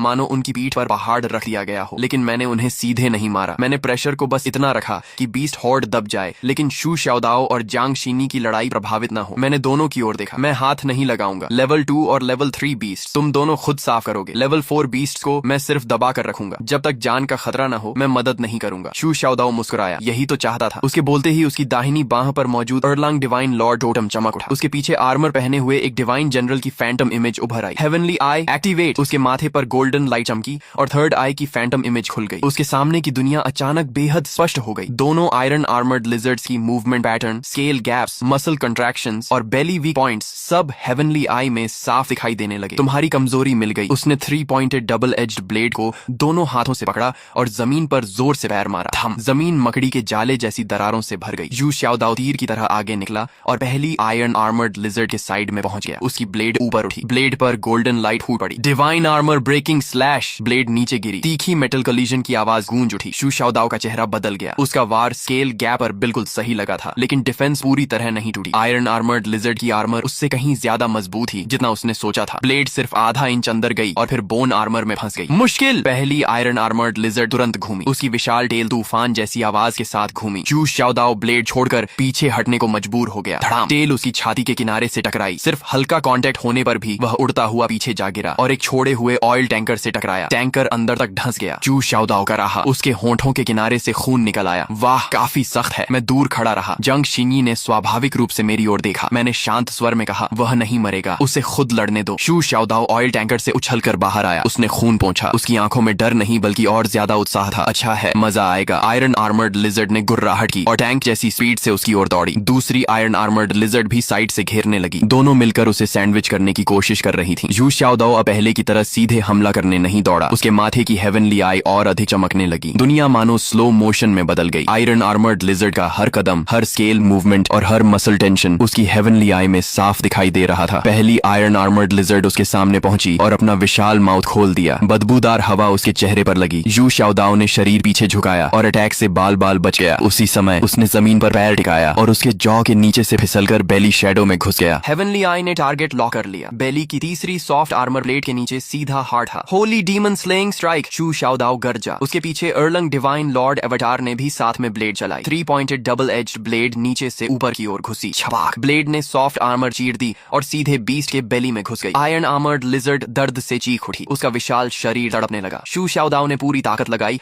और ब्लेड को ऊपर की ओर खींच दिया। खुल जा। चीरने की आवाज के साथ बीस्ट के बेली में विशाल घाव बन गया। उसका भारी शरीर जमीन पर गिर पड़ा, लेकिन शू शाओदाओ को आराम करने का मौका भी नहीं मिला। दूसरी आयरन आर्मर्ड लिजर्ड पीछे से आ गई। उसने शू शाओदाओ पर हमला नहीं किया। इसके बजाय वह बगल की आधी ढही हुई केमिकल स्टोरेज फैक्ट्री की ओर दौड़ी। जांग शिनी का चेहरा बदल गया। वह केमिकल टैंक उड़ाना चाहती है। अगर वे फट गए तो पॉइजन गैस पूरे इंडस्ट्रियल पार्क में फैल जाएगी। शू शाओदाओ ने तुरंत सिर उठाया। उसकी हेवनली आई की गोल्डन लाइट और तेज हो गई। भागना चाहती है? लिटिल मास्टर के साथ यहीं रुक। उसने अपनी ब्लेड जमीन में गाड़ दी। उसके पीछे अर्लंग डिवाइन लॉर्ड एवाटार और अधिक वास्तविक हो गया। एवाटार के माथे पर भी गोल्डन हेवनली आई खुल गई। दोनों हेवनली आईज की गोल्डन लाइट आपस में जुड़ गई। अगले ही पल दूसरी आयरन आर्मर्ड लिजर्ड पूरी तरह लॉक हो गई। हेवनली आई सोल लॉक। विशाल बीस्ट का शरीर अचानक रुक गया। ऐसा लगा जैसे अदृश्य चेन्स ने उसे बांध दिया हो। वह पागलों की तरह संघर्ष करने लगी। उसके पंजे जमीन में गहरे गड्ढे खोद रहे थे, लेकिन वह गोल्डन लॉक से छूट नहीं पा रही थी। शू शाओदाओ का चेहरा तेजी से पीला पड़ गया। यह स्किल उसकी वर्तमान स्ट्रेंथ के लिए बहुत भारी थी, लेकिन उसकी आंखों में केवल उत्साह था। उसने सिर उठाया और मुस्कुराया। यह वार तुम्हें विदा करने के लिए है। आसमान में ब्लैक मिस्ट को एक गोल्डन ब्लेड लाइट ने चीर दिया। बादलों के बीच एक विशाल 3 पॉइंटेड डबल एज्ड ब्लेड की फैंटम इमेज उभर आई। उसकी लंबाई दर्जनों मीटर थी। गोल्डन लाइट उस पर बह रही थी। उसकी शार्प ऑरा मानो हेवनली जजमेंट जैसी थी। पूरे इंडस्ट्रियल पार्क की हवा जैसे जम गई। शू शाओदाओ ने जमीन में गड़ी ब्लेड को खींचा और बीस्ट की ओर पूरी ताकत से वार किया। Divine judgement slash. अगले ही पल आसमान की विशाल ब्लेड शैडो नीचे गिरी। धड़ाम। गोल्डन ब्लेड सीधे आयरन आर्मर्ड लिजर्ड के सिर पर गिरी। उसकी भारी आर्मर तुरंत टूट गई। विशाल बीस्ट को जमीन में दबा दिया गया। धरती पर दर्जनों मीटर लंबी दरार बन गई। पत्थर आसमान में उड़ गए। धूल का बादल फैल गया। जब गोल्डन लाइट गायब हुई तब लेवल 4 आयरन आर्मर्ड लिजर्ड गहरे गड्ढे में पड़ी थी और बिल्कुल हिल नहीं रही थी। शू शाओदाओ ने मेरी ओर देकर हंसते हुए पूछा, ये मूव कैसा था? स्टाइलिश था ना? मैंने फैक्ट्री के बीचों बीच बनी उस विशाल ब्लेड मार्क को देखा और कहा, ठीक था, लेकिन एनर्जी कंजम्पशन बहुत ज्यादा है। शू शाओदाओ हंस पड़ा। स्टाइल होनी चाहिए, बाकी सब बाद में। काफी देर आराम करने के बाद उसने दोनों आयरन आर्मर्ड लिजर्ड्स के सिर फाड़कर 2 लेवल 4 गोल्डन बॉक्सेस निकाल लिए। जैसे ही गोल्डन बॉक्सेस उसके हाथ में आए, उसकी बाह पर मौजूद अर्लांग डिवाइन लॉर्ड टोटम हल्का कांप उठा। उसके माथे की हेवनली आई फैंटम भी चमकी। लगातार 2 लेवल 4 बीस्ट को मारने के बाद उसका टोटम अपने बॉटल नेक को तोड़ने लगा था, लेकिन उसने गोल्डन बॉक्सेस तुरंत अब्सॉर्ब नहीं किए। अभी अभी हेवनली आई और डिवाइन जजमेंट स्लैश का लगातार इस्तेमाल करने से उसके ब्लड एनर्जी रिजर्व्स लगभग खत्म हो चुके थे। इस हालत में अगर वह जबरदस्ती लेवल 4 गोल्डन बॉक्स अब्सॉर्ब करता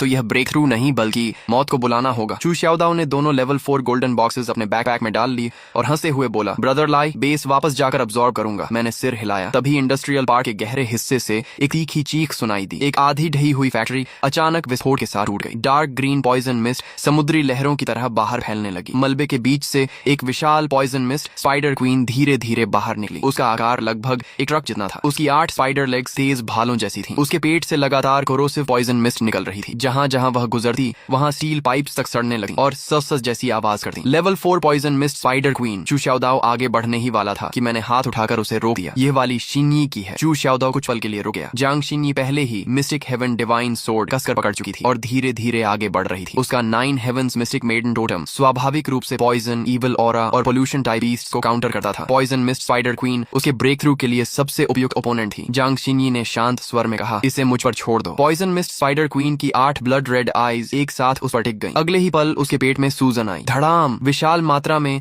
डार्क ग्रीन पॉइजन मिस्ट बाहर निकली और बाढ़ की तरह जांग शिन्यी की ओर बढ़ी। जांग शिन्यी पीछे नहीं हटी। उसकी पीठ पर 6 व्हाइट विंग्स धीरे धीरे फैल गईं। शुद्ध व्हाइट लाइट उसके शरीर से बाहर फैलने लगी। मिस्टिक मेडन प्यूरिफिकेशन डोमेन भनन। उसके चारों ओर एक सेमी ट्रांसपेरेंट व्हाइट डोमेन फैल गया। पॉइजन मिस्ट जैसे ही डोमेन से टकराई, सस की आवाज आने लगी। बड़ी मात्रा में पॉइजन मिस्ट व्हाइट स्मोक में बदल गई। लेकिन स्पाइडर क्वीन सिर्फ पॉइजन स्प्रे करने वाली बीस्ट नहीं थी। उसकी 8 स्पाइडर लेग्स अचानक जमीन में धंस गईं। अगले ही पल दर्जनों पॉइजन थ्रेड्स मलबे के बीच से निकलकर जांग शिन्यी की ओर चारों दिशाओं से बढ़े। जांग शिन्यी ने सामने के थ्रेड्स काट दिए, लेकिन और थ्रेड्स साइड और बैक से आने लगे। छप। एक थ्रेड उसकी बाह को छू गया। कॉम्बैट सूट तुरंत कट गया और उसकी स्किन पर डार्क ग्रीन निशान उभर आया। शू शाओदाओ का चेहरा बदल गया। शिन्यी! जांग शिन्यी ने पीछे मुड़कर नहीं देखा। उसने बाएं हाथ से घाव को पकड़ा। 9 हेवंस मिस्टिक मेडन टोटम चमका। सॉफ्ट व्हाइट लाइट घाव पर फैली और पॉइजन तेजी से बाहर निकल गया। मैं ठीक हूँ। उसने स्पाइडर क्वीन की ओर देखा। उसकी आंखें और शांत हो गईं। ये सिर्फ पॉइजन नहीं फैला रही, ये स्पाइडर वेब फॉर्मेशन फॉर्मेशन बना रही है। मैं दूर खड़ा हल्का सा मुस्कुराया। जांग शीनी की कॉम्बैट टैलेंट मेरी उम्मीद से भी बेहतर थी। स्पाइडर क्वीन ने फिर से चीख लगाई। पूरे फैक्ट्री रूइंस में फैले poison threads dark green light से चमकने लगे। कुछ ही मिनटों में उसने पूरे बैटलफील्ड को एक विशाल पॉइजन वेब में बदल दिया था। अगर जांग शीनी एक भी गलत कदम रखती तो वह पॉइजन थ्रेड्स में फंस जाती। जांग शीनी ने आंखें बंद कर ली। उसके पीछे 9 हेवंस मिस्टिक मेडन एवटार उभर आया। इस बार उसने सोर्ड नहीं चलाई। उसने प्यूरिफिकेशन डोमेन को सिकोड़कर केवल अपने आसपास 3 मीटर तक सीमित कर दिया। डोमेन छोटा हो गया लेकिन प्यूरिफिकेशन पावर कई गुना बढ़ गई। उसने पहला कदम आगे बढ़ाया। उसके पैर के नीचे चमका पॉइजन थ्रेड तुरंत राख बन गया। दूसरा कदम, तीसरा कदम, जहां जहां वह चलती पॉइजन वेब में व्हाइट सेफ पाथ बनता जाता। धीरे धीरे उसका शरीर धुंधला होने लगा। वह चांदनी की किरण जैसी पॉइजन वेब के बीच से गुजर रही थी। स्पाइडर क्वीन की 8 आंखें पागलों की तरह घूम रही थीं, लेकिन वह उसकी सही पोजीशन पकड़ नहीं पा रही थी। अगले ही पल स्पाइडर क्वीन उछलकर ऊपर गई और लगभग लिक्विड फॉर्म में कॉम्प्रेस किया हुआ पॉइजन बॉल नीचे फेंक दिया। पॉइजन बॉल हवा को तकोरोड कर रही थी। जांग शीनी ने अचानक आंखें खोल दी। मिस्टिक हेवन डिवाइन सोर्ड चमक उठी। Holy light break. उसने सोर्ड चलाई। व्हाइट सोर्ड लाइट ने पॉइजन बॉल को बीच से काट दिया। पॉइजन लिक्विड उसके दोनों तरफ गिरा और जमीन में 2 बड़े गड्ढे बना दिए। लेकिन उसी समय जांग शीनी पॉइजन रेन को पार करके स्पाइडर क्वीन के नीचे पहुंच चुकी थी। उसने दोनों हाथों से सोर्ड पकड़ी। उसकी पीठ की 6 विंग्स एक साथ बंद हो गई। सारी purification power sword as per इकट्ठी हो गई। उस पल पूरी दुनिया में केवल वही व्हाइट सोर्ड लाइट दिखाई दे रही थी। 9 heavens purification slash. White sword light आसमान तक उठ गई।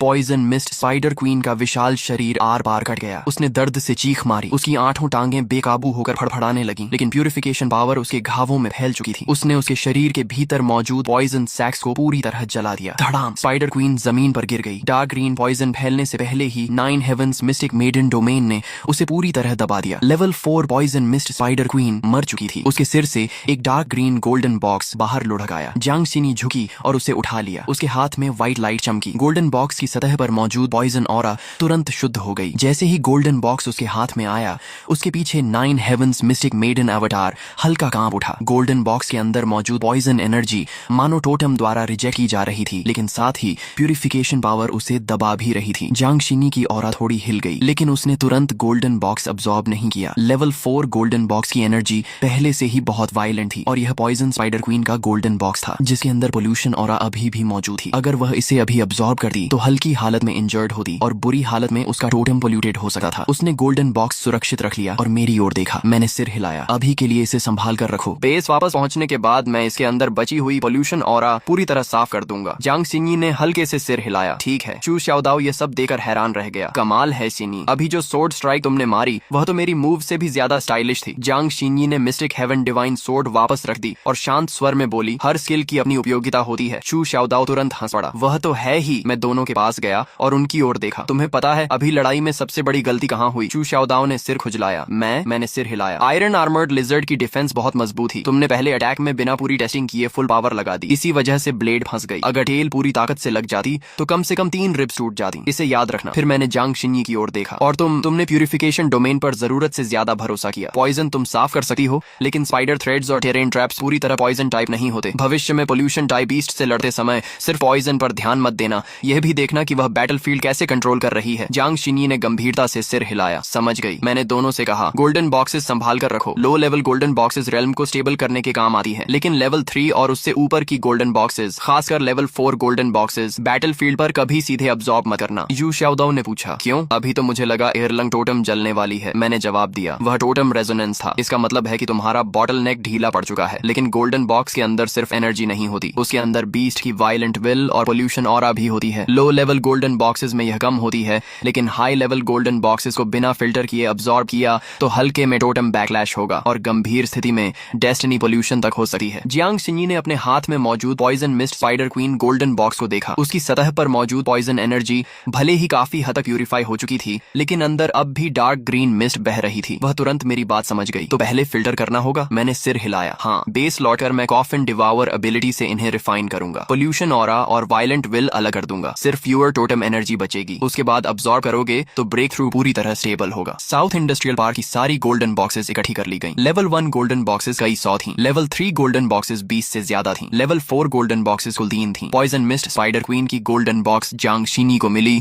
और दोनों आयरन आर्मर्ड लिजर्ड्स की गोल्डन बॉक्सेस चू शाओदाओ को। तभी ले जान का वीडियो कॉल आ गया। स्क्रीन पर वह ड्रोन फुटेज देख रहा था और साफ लग रहा था कि उसने राहत की सांस ली है। Mister Chin, south industrial park beast nest पूरी तरह साफ हो चुका है। है। नॉर्थ डिस्ट्रिक्ट कैंप पर केमिकल पोल्यूशन का खतरा भी खत्म हो गया। आपकी और आपके दोनों साथियों की मदद के लिए धन्यवाद। मैंने सिर हिलाया। वैसे भी इन्हें रियल कॉम्बैट ट्रेनिंग की जरूरत थी। लेई जान कुछ पल के लिए चुप रह गया, फिर कड़वी मुस्कान के साथ बोला, मिस्टर चिन मजाक कर रहे हैं। मिलिट्री के लिए यह एक हाई रिस्क नेस्ट था। मैंने चू शाओदाओ और जंग शिन्यी की ओर देखा। अभी अभी की लड़ाई के बाद उनकी ऑरा पहले से कहीं ज्यादा मजबूत और स्थिर लग रही थी। इस ट्रेनिंग का रिजल्ट उम्मीद से बेहतर था। मैंने लेई जान से कहा, आगे अगर इसी तरह के लेवल 4 या उससे ऊपर के 20 नेस्ट्स मिले तो कोऑर्डिनेट्स सीधे हमें भेज देना। जब तक वे हमारे प्लान से नहीं टकराते हम उन्हें हैंडल कर लेंगे। लेई जान ने तुरंत सिर हिलाया, समझ गया। कम्युनिकेशन खत्म होने के बाद मैंने दूर धीरे धीरे छोटी ब्लैक मिस्ट की ओर देखा। साउथ इंडस्ट्रियल पार्क तो बस शुरुआत ही। जांगजो के आसपास अभी भी अनगिनत बीस्ट नेस्ट्स मौजूद थी। आम सर्वाइवर्स के लिए वे डेथ जोन्स थीं, लेकिन हमारे लिए वे सबसे अच्छे ट्रेनिंग ग्राउंड्स थे। लेकिन अभी और हंटिंग का समय नहीं था। शू शाओदाओ और जांग शिन्यी अभी अभी एक कठिन बैटल से निकले थे। उनके बॉटल नेक्स टूट चुके थे। अब समय था कि हाथ में मौजूद गोल्डन बॉक्सेस को सचमुच अपनी ताकत बनाया जाए। ब्लैकस्टोन बेस लौटने के बाद मैंने दाहिना हाथ उठाया। मेरी पीठ पर 9 ड्रैगन कॉफिन हल्की गर्म होने लगी। कॉफिन डिवावर एबिलिटी सक्रिय हो गई। ब्लैक कॉफिन की शैडो मेरे पीछे एक पल के लिए चमकी। तीनों लेवल 4 गोल्डन बॉक्सेस से काली धुंध की पतली लहरें निकलने लगी। यही पोल्यूशन ऑरा और वायलेंट विल थी जो बीस्ट गोल्डन बॉक्सेस में बची हुई थी। अगर कोई सामान्य अवेकनर इन्हें अब्सॉर्ब करता तो उसे अपनी विल पावर से इनका सामना करना पड़ता। सफल हुआ तो स्ट्रेंथ बढ़ती, असफल हुआ तो टोटम बैकलैश होता। लेकिन 9 ड्रैगन कॉफिन के सामने ये पोल्यूशन ऑरा सबसे अच्छा फूड थी। ब्लैक कॉफिन हल्के से कांपी और सारी इम्प्यूरिटीज निकल गई। तीनों गोल्डन बॉक्सेस की लाइट पहले से कहीं ज्यादा प्योर हो गई। मैंने दोनों iron armoured lizard golden boxes Chu Shaodao को दी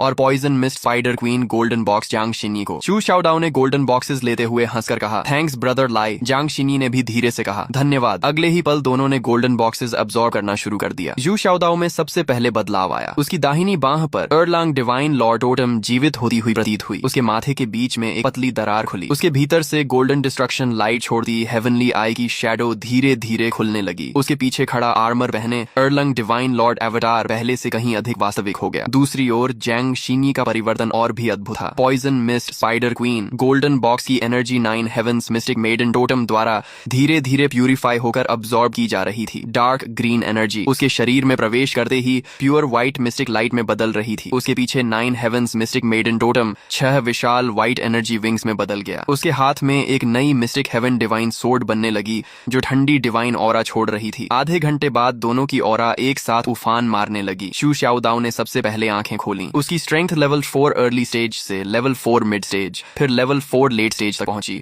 और आखिर में लेवल 4 वीक पर स्थिर हो गई। जांग शिन्यी की ऑरा भी लगातार बढ़ती रही। उसका 9 हेवंस मिस्टिक मेडन एवटार और अधिक वास्तविक होता गया। अंत में वह भी लेवल 4 वीक पर पहुंच गई। शू शाओदाओ उत्साह में जमीन पर मुका मार बैठा। धड़ाम, अलॉय फ्लोर पर एक गड्ढा बन गया। वाह, यही है लेवल 4 पीक। मुझे लग रहा है मैं अभी किसी को भी हरा सकता हूँ। जांग शिन्यी ने भी आंखें खोली। वह शू शाओदाओ जितनी ओवर एक्साइटेड नहीं थी, लेकिन उसकी आंखों में भी खुशी साफ दिखाई दे रही थी। 9 हेवंस प्यूरिफिकेशन डोमेन का एरिया 3 गुना बढ़ गया है। अगर दोबारा बड़े स्तर पर पॉइजन, मियाज्मा या मेंटल पोल्यूशन वाले बीस्ट्स मिले तो मैं एक पूरा सेफ जोन बना सकती हूँ। मैंने संतोष से सिर हिलाया। तभी लेई जान का वीडियो कॉल फिर आ गया। स्क्रीन पर वह हम तीनों को देख रहा था और उसकी आंखों में छिपा हुआ शौक साफ दिखाई दे रहा था। Mister Chin, south industrial park का हाई रिस्क नेस्ट पूरी तरह समाप्त हो चुका है। नॉर्थ डिस्ट्रिक्ट कैंप पर दबाव काफी कम हो गया है। ड्रैगन मार्शल ने विशेष धन्यवाद भेजा है। मैंने केवल ठीक है कहा। कॉल समाप्त होने के बाद चू शाओदाओ ने आलस से अंगड़ाई ली। ब्रदर लाई, कल फिर मॉन्स्टर हंट पर चलेंगे। मैंने स्क्रीन पर लगातार आते नेशनल बीस्ट अलर्ट्स को देखा और धीरे से कहा, जांगजो के आसपास अभी जल्दबाजी की जरूरत नहीं। अब समय आ गया है कि दूसरे वॉर जोन्स की स्थिति भी देखी जाए। ब्लैकस्टोन बेस के अंडरग्राउंड कमांड रूम में अभी अभी national high level beast intelligence system का नया डेटा फीड जुड़ा था। नेटवर्क लगातार पागलों की तरह रेड अलर्ट रिफ्रेश कर रहा था। जियांगजो के आसपास मौजूद कई हाई रिस्क टाइड स्नो क्षेत्रों को हम साफ कर चुके थे। शू शाओदाओ और जियांग शिंगई भी रियल कॉम्बैट में ब्रेक थ्रू करके लेवल 4 पीक तक पहुंच गए थे, लेकिन यह अभी भी काफी नहीं था। स्क्रीन पर ड्रैगन नेशन के लगभग सभी बड़े वॉर जोन्स में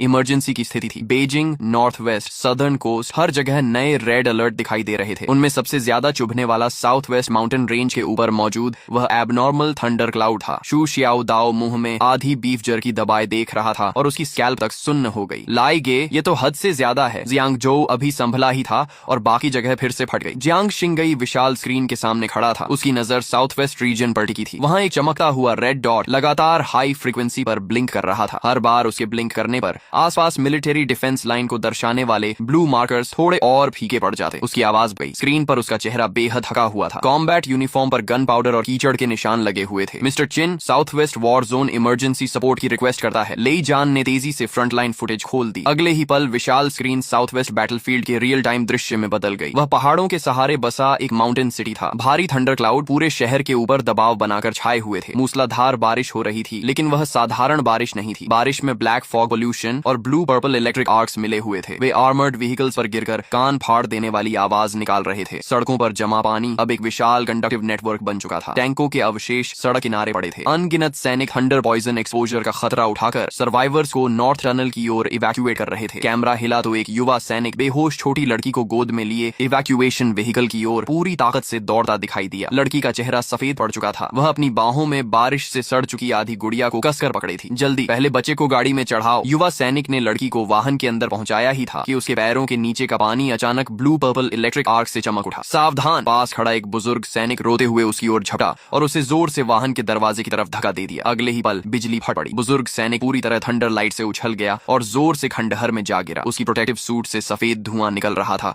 लेकिन उसकी उंगलियां अब भी कॉन्वॉय की दिशा में इशारा कर रही थीं। मेरी मत सुनो, बच्चे को पहले ले जाओ। वाहन के अंदर छोटी लड़की जाग गई। वह खिड़की से चिपकर बारिश में गिरे उस सैनिक को देख रही थी और उसकी आवाज रोते रोते बैठ गई थी। अंकल! तुरंत दो रियर गार्ड सैनिक शेल्टर से बाहर निकले और उसे वापस खींचने दौड़े, लेकिन पानी में इलेक्ट्रिक आर्क्स अब भी पागलों की तरह फैल रहे थे। उनमें से एक जैसे ही पानी में घुसा, उसके पीछे का आर्मर स्पार्क्स छोड़ने लगा और वह घुटनों के बल गिर पड़ा। मेडिक की आंखें लाल हो गईं और वह चीखने लगा। कॉन्वॉय कमांडर ने मुठियां कस लीं। उसकी आंखें भी लाल थीं, लेकिन उसने दांत भींचकर आदेश दिया, अंतिम इवैक्यूएशन कॉन्वॉय आगे बढ़ेगा। रियर गार्ड रेस्क्यू करेगी। मेडिकल टीम सपोर्ट के लिए तैयार रहे। सभी वाहन आगे बढ़ो। अगर हम रुके तो सभी लोग थंडर फील्ड में खत्म हो जाएंगे। शू शियाओ दाओ के मुंह की बीफ जर्की मेज पर गिर गई। उसके चेहरे की सारी मुस्कान गायब हो चुकी थी। जियांग शिंगई की आंखें भी ठंडी पड़ गईं। कैमरा और दूर गया। शहर के किनारे एक विशालकाय मॉन्स्टर खंडहरों के बीच सीधा खड़ा धीरे धीरे आगे बढ़ रहा था। उसकी ऊंचाई 80 मीटर से ज्यादा थी। वह किसी विशाल छिपकली की तरह दिखता था, लेकिन किसी भी छिपकली से कहीं ज्यादा भयानक था। उसके पूरे शरीर पर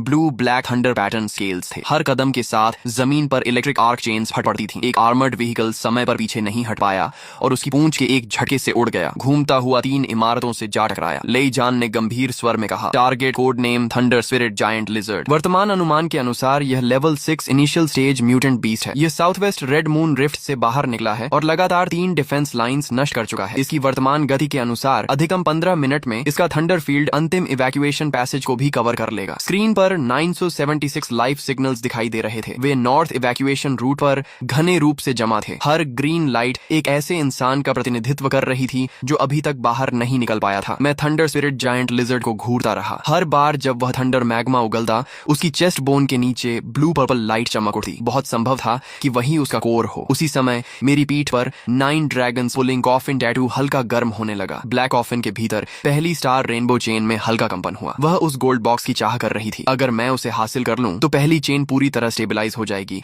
और शायद दूसरी लॉक भी ढीली पड़ जाए। मैं धीरे धीरे खड़ा हो गया। मैं जा रहा हूँ, जाइए। मिस्टर चिन, धन्यवाद। इन बातों की जरूरत नहीं। देश और जनता की रक्षा करना भी हमारी जिम्मेदारी है। पहले कन्वॉय को आगे बढ़ाते रहो। थंडर स्पिरिट जायंट लिजर्ड मुझे सौंप दो। तुम लोग अपनी आखिरी फायर पावर इवैक्यूएशन पैसेज के दोनों तरफ केंद्रित करो। बीस्ट हॉर्ड को कॉन्वॉय तक मत पहुंचने देना। समझ गया। मैंने बैटलफील्ड मैप की ओर देखा। थंडर स्पिरिट जायंट लिजर्ड एक थंडर टाइप म्यूटेंट बीस्ट है। उसके आसपास निश्चित रूप से अर्थ वेन थंडर फील्ड बना होगा। ड्रोन्स को ज्यादा पास मत भेजना। Electronic devices core thunder field में पहुंचते ही फेल हो सकते हैं। लेई जान ने तुरंत यह सब रिकॉर्ड कर लिया। फिर मैंने शू शियाओदाओ और जियांग शिंगई की ओर देखा। शियाओदाओ, शिंगई, चलो। शू शियाओदाओ तुरंत खड़ा हो गया। आखिरकार हमारी बारी आ गई किसी असली टफ बैटल को लड़ने की। मैं थंडर पॉइजन रेन को प्यूरिफाई करूंगा और घायलों की रक्षा करूंगा। Thunder poison rain, polluted thunder field और इंजर्ड इवैक्यूएशन, ये सब तुम्हारे जिम्मे है। ठीक है। 3 मिनट बाद ब्लैक स्टोन बेस की छत पर लगा भारी आर्मर धीरे धीरे खुला और मिलिट्री द्वारा अस्थायी रूप से भेजा गया एक हाइपरसोनिक एयरक्राफ्ट तैयार खड़ा था। ट्रांसपोर्ट एयरक्राफ्ट पहले से ही प्लेटफॉर्म पर खड़ा था। शू शियाओदाओ ने एयरक्राफ्ट की तरफ देखा, फिर मेरी तरफ देखकर बोला, लाइक जी, अब तो हम सब अवेकन हो चुके हैं। फिर भी क्या हमें प्लेन से जाना पड़ेगा? क्या आप सीधे उड़कर नहीं जा सकते? मैंने कहा, जा सकता हूँ। तो फिर प्लेन में बैठने की क्या जरूरत है? जियांगजो से साउथ वेस्ट तक हजारों किलोमीटर का सफर है। बाहर हर जगह ब्लैक फॉग, थंडरस्टॉर्म और फ्लाइंग म्यूटेंट बीस्ट्स हैं। इतने लंबे क्रॉस वॉर जोन फ्लाइट में बहुत ज्यादा एनर्जी कंज्यूम होगी। बैटलफील्ड पर पहुंचने के बाद तुम क्या करना चाहोगे? पहले आधा घंटा सांस लेना या फुल कंडीशन में लड़ना? शू शियाओदाओ ने तुरंत कहा, तो फिर प्लेन से ही चलते हैं। ट्रांसपोर्ट एयरक्राफ्ट के इंजन गरज उठे। विशाल एयरक्राफ्ट ब्लैक स्टोन बेस से निकलकर नीचे फैले ब्लैक फॉग को चीरता हुआ साउथ वेस्ट की ओर तेज रफ्तार से उड़ गया। 1 घंटे से ज्यादा समय बाद aircraft south west war zone की आउटर एरिया में पहुंच गया। खिड़की के बाहर आसमान का रंग पूरी तरह बदल चुका था। भारी थंडर क्लाउड्स पहाड़ों के ऊपर दबे हुए थे। मूसलाधार बारिश हो रही थी। ब्लू पर्पल इलेक्ट्रिक आर्क्स विशाल अजगरों की तरह बादलों के बीच घूम रहे थे। पायलट की आवाज आई, मिस्टर चेन, आगे 30 किलोमीटर पर पर एक्सट्रीम थंडरस्टॉर्म जोन शुरू हो रहा है। इलेक्ट्रॉनिक डिवाइसेस पर गंभीर इंटरफेरेंस है। इससे आगे एयरक्राफ्ट क्रैश होने का खतरा है। मैंने कहा, दरवाजा खोलो। कैबिन डोर धीरे धीरे खुल गया। तेज हवाएं और बर्फ जैसी ठंडी बारिश एयरक्राफ्ट के अंदर घुस आई। दूर माउंटेन सिटी थंडर लाइट और आग की लपटों में डूबा हुआ दिखाई दे रहा था। शू शियाओदाओ दरवाजे तक गया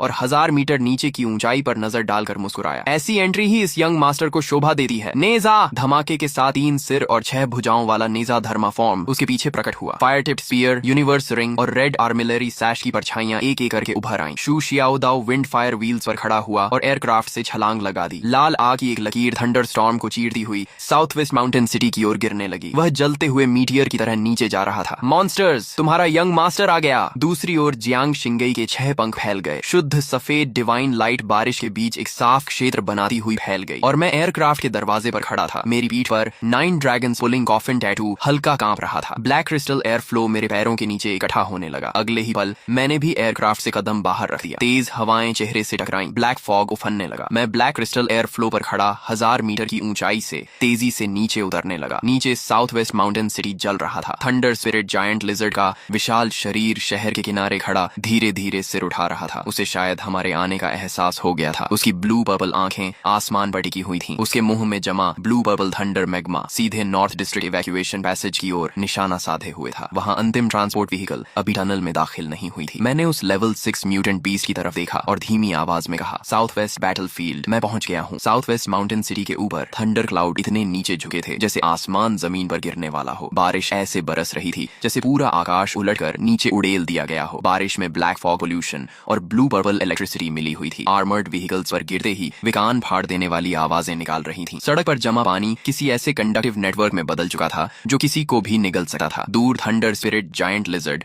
हर कदम के साथ ब्लू पर्पल लाइटनिंग को पानी में फैला रहा था। पूरी सिटी मानो एक विशाल थंडर डोमेन में कैद हो गई थी। नॉर्थ इवैक्यूएशन पैसेज के सामने अंतिम 3 इवैक्यूएशन कॉन्वॉयज अब भी पानी से भरे इलाके में फंसे हुए थे। मेडिकल व्हीकल शॉर्ट सर्किट हो चुकी थी। सिविलियन ट्रांसपोर्ट व्हीकल सड़क धंस जाने से अटक गई थी। रियर गार्ड कन्वॉय लगातार बीस्ट होर्ड के हमलों का सामना कर रही थी। घायलों की चीखें, बच्चों का रोना, सैनिकों की गर्जना और म्यूटेंट बीस्ट की दहाड़ें बारिश की आवाज के साथ मिलकर उस सड़क पर गूंज रही थीं जिसे थंडर फील्ड किसी भी पल निगल सकता था। साउथ वेस्ट वॉर जोन के सुप्रीम कमांडर ली यूए अस्थायी कमांड व्हीकल के पास खड़े थे। उनकी मिलिट्री कैप पूरी तरह भीग चुकी थी। चेहरे पर यह पहचानना मुश्किल था कि पानी बारिश का था या पसीने का। कम्युनिकेटर में फ्रंट लाइन सोल्जर्स की आवाज लगभग बैठ चुकी थी। कमांडर, ईस्ट साइड रूइंस लगभग टूट चुकी हैं। ली यूए ने कम्युनिकेटर को इतनी जोर से पकड़ा कि उनकी उंगलियां सफेद पड़ गईं। आखिरी ट्रांसपोर्ट व्हीकल को टनल तक पहुंचने में कितना समय लगेगा? 12 मिनट, लेकिन थंडर फील्ड 5 मिनट में यहाँ पहुंच जाएगी। ली यूए की आंखों में पहली बार असहायता दिखाई दी। तभी आसमान से तीखी हवा चीरने की आवाज आई। कमांडर, स्काई में हाई एनर्जी रिएक्शन डिटेक्टेड। ली यूए ने तुरंत सिर उठाया। भारी थंडर क्लाउड्स के नीचे 3 आकृतियां आसमान से उतर रही थीं। सबसे पहले एक सफेद डिवाइन लाइट नीचे आई। जियांग शिंगई के 6 पंख पूरी तरह फैल गए थे। 9 हेवंस मिस्टीरियस मेडन धर्मा फॉर्म उसके पीछे धुंधली दिखाई दे रही थी। उसने थंडर स्पिरिट जायंट लिजर्ड की ओर देखा तक नहीं। वह सीधे इवैक्यूएशन कॉन्वॉय के ऊपर उतरी क्योंकि वहां कुछ लोग अब ज्यादा देर तक टिक नहीं सकते थे। एक मिलिट्री डॉक्टर अभी अभी मेडिकल व्हीकल से कूदकर पानी में गिरे सैनिक को बचाने दौड़ा था कि ब्लू पर्पल इलेक्ट्रिक आर्क पानी के साथ उसके पैरों तक पहुंच गई। उसका पूरा शरीर झटका खाकर कांपा